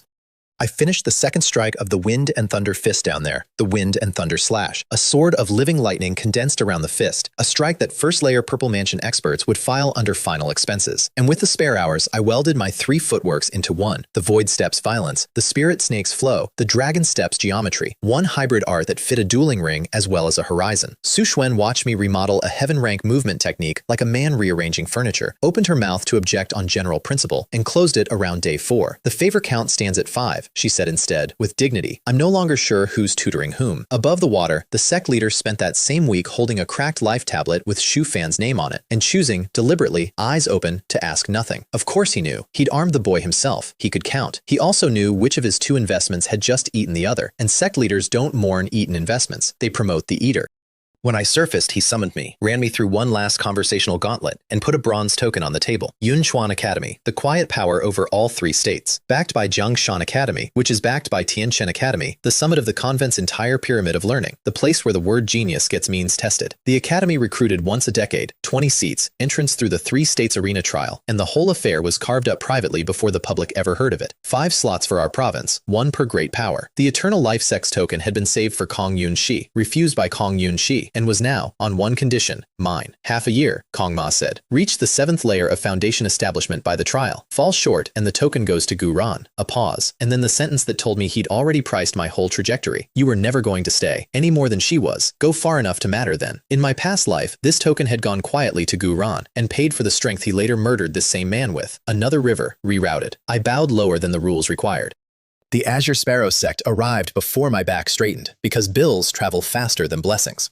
Elder Yan Chu at our gates with a delegation, a corpse count, and a fury. His son, Yan Chanzi, dead on Burial Beast Mountain, along with a Purple Mansion guardian and a squad of seniors. Beside him, a quiet woman whose presence read wrong to everyone but the ring on my finger. A hidden 9th layer soul-splitting powerhouse, repaying some old debt by escorting him. She came from an organization called the Sword Alliance, and the name made even Su Xuan's voice go careful. Sword lunatics, patrons of sword geniuses, do not offend them, and if you must, leave no survivors. And drifting in behind them, uninvited, an old woman I'd last seen folding me through a tree, Shu Ru, of the Jiangchuan Shu family, come to ask who had erased their Muye branch. My afternoon, in short, 2 great powers and 1 continental cult, all at one table, all holding receipts with my name partially legible on them. The tribunal convened in the main hall, my master standing at my shoulder like a drawn blade, and Yen Chu opened with his evidence, a recording stone of paid witnesses, my 2 bull brothers, bless their terrified livestock hearts, swearing I'd killed everyone. I opened mine, a recording stone of the tiger leopard beast eating his son's expedition, minus certain editorial content. Then I asked the questions he couldn't survive in front of my elders. Why was your son bountying a sect heir's head? Who commissioned him? And watched him choke out the answer, Shu Fan's request, in front of a sect leader whose face aged a year at the name. My dead junior's last service to me, posthumously torching his own patron's goodwill. I invoiced Yen Chu 2,000 mid-grade spirit stones for emotional damages, on the principle that grief should never interrupt billing, and he paid it in front of everyone with his teeth grinding audibly. Then I spent the change. Sect leader, one more matter. The Azure Sparrow sect keeps spies in our walls. The hall went crystalline. I produced the 2 numbered tokens of my trial assassins, 167, 269, and named 3 outer sect elders my quiet months of cross-checking had matched to them. Soul searches confirmed it within the hour. Decades-deep moles, planted near our geniuses, one of whom had personally dispatched the killers sent at me inside the trial. The old ancestor emerged for the 2nd time in a season, crippled all 3 with 2 fingers, and hung them at the sect gates with their families' names on the same order. Yan Cho stood in the wreckage of his own diplomatic mission, watched the sect leader's killing intent turn load-bearing, and was saved by 1 palm from the quiet Sword Alliance woman who stopped our old ancestors' strike cold, apologized with impeccable manners, promised her debt to the Azure Sparrows ended at the door, and steered the ruined elder out. On the threshold, she looked back, at me, a long, unhurried, cataloging look, the way collectors look at lots they intend to bid on later. I filed it under future problems with good posture, and turned to face the last creditor. Shu Ru didn't bother with recordings. The Muye Shu family is dead to the last infant. Swear to heaven it wasn't you, boy, and I'll leave a gift. Refuse, and we'll continue where the road left off. I swear to heaven, I said, clear as a bell, that I did not personally slaughter the Shu family. May lightning take me if I lie. Thunder rolled once, considering the paperwork, and went quiet. Every word true. Huo Ming had done the slaughtering. I'd merely watched the lanterns. Heaven, whatever else you say about it, respects a well-drafted contract. Shu Ru stared at me with the specific frustration of an auditor who can smell the fraud and can't find the entry, paid out the promised gift, a rank 4 spirit pill, and left me with something worth more that she never meant to hand over. Word that Shu Ying remembered me, spoke of me, had predicted twice, was something her guardian couldn't classify, that a man that shameless doesn't die easily. 3 years on the curse, Miss Shu, then one of us collects. I noticed I wasn't dreading it, which is its own kind of diagnosis. The last debt of the season collected itself, the way the worst ones do. A summons to the punishment hall. 6th Elder Yang Tian requesting my help with the spy interrogations. Plausible. Almost administrative. I walked in past the changed traders, and my spine screamed 1/2 second before his palm arrived. The barrier was already sealed. The blow was meant for my skull. It cut my back as I blurred, and threw me across the hall with blood in my mouth. I came up in stance, looking at the one elder I'd hated across 2 entire lifetimes, the man who'd flogged me raw for every clash with Shu Fan, while sentencing Shu Fan to naps and reflection, who in my past life seized our peak the day Master died, and he looked back with no mask at all. "Why did you kill Shu Fan?" he howled. and the last locked door of my first life swung open. His name wasn't Yang Tian, it was Shu Gong, ancestor of the Muye Shu family, embedded in my sect for generations, and Shu Fan was his own fifth-generation blood, carrying his hidden mark. A mark that transfers, on death, to the killer. He'd known what I'd done the moment I entered the room. Every unexplained beating of my first life reorganized itself in one breath. It was never discipline. It was never even favoritism. It was family. I started laughing. I couldn't help it. The sound came up through the blood. You want a confession? Here. I killed Shu Fang and burned his soul. I erased your family to the roots, and of every elder in this sect, you were always the one I was saving for dessert. I gestured at his own sealed barrier, soundproof, inescapable, prepaid. And you built us a private room. Thank you. He came apart screaming, and Hua Ming came out of my ring. Appreciate the symmetry with me. The ancestor of the Shu family, killed inside his own soundproofed murder room, his body claimed by the very ghost that had spent years fitting his descendant for the same fate. The fight inside that skull lasted as long as an egg against a hammer, a purple mansion soul against 9 layers of soul-splitting predator. The 3 chained prisoners turned out to be unchained accomplices, planted to kill me and wear the blame. They came off the wall in a coordinated lunge and met the autumn wind mid-air. One of them, the system noted with pleasant surprise, had been sitting on 300 luck points. Even the garnish paid out. When the barrier came down, a 6th elder still walked the Eternal Life sect. Same face, same robes, same seat on the disciplinary council. New tenant, mine, owing me a body, rebuilding toward 9 layers of soul-splitting behind the most respectable mask in the sect. The punishment hall of the Eternal Life sect now reported, in every way that mattered, to the disciple it used to flog, and the system, closing the books on the whole bloody season, chose that month's lottery to finally stop insulting me. A grand prize, it said, sounding as surprised as I was. A rank 6 spirit pill that hauled my root bone from Earth rank medium to Earth rank supreme, 2 full grades, the gap between a talented nobody and a monster on paper, the shackle of my birth quietly unscrewed, 1,000 luck points, flat, and a sword, the Netherworld sword, top-grade spirit weapon, short, black, lightless, a blade with no shine to betray it, built for exactly the kind of work my shadow sword art prefers to do after dark. I held it and felt it drink the lamplight, and somewhere in the ring, Su Xuan murmured that the sword suited me, and did not clarify in which sense. That evening, I sat in my courtyard and let myself count it, once, all the way through.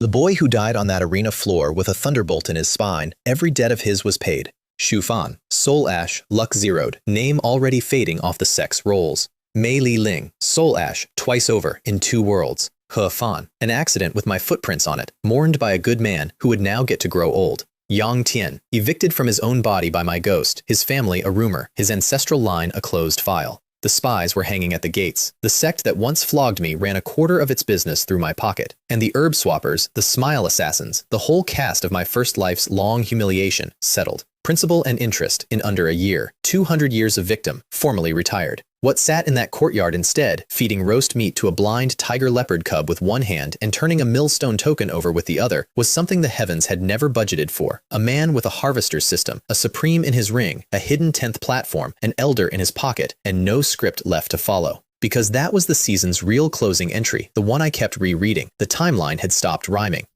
People were dying years off schedule. Organizations were surfacing in wrong provinces. My foreknowledge was spending itself with every debt I settled. And somewhere out ahead, the future had gone as blind as the cub in my lap. Ask me if I'd trade the answer key back. Shu Fan's ashes say no. And the unscripted world was already stacking up at my door with the patience of creditors. Half a year to the 7th layer, the 3 states arena, and a bronze token's worth of exit from this little province. 3 years minus change on a life bond with a woman fated to shake the continent, who had promised, with an expression nobody could classify, to come collect personally. A Sword Alliance elder somewhere out there with my face memorized like a catalog lot, and in my drawer, 2 quiet artifacts asking the same question in different alphabets. A purple token that shrugged off a Supreme's fist, and a millstone jade I'd carried since a childhood I couldn't remember. The first thread of whoever I was before the Su family found me. Every time I asked Su Xuan about her clan, about the Su character we happened to share, she changed the subject with the smoothness of a woman guarding a door.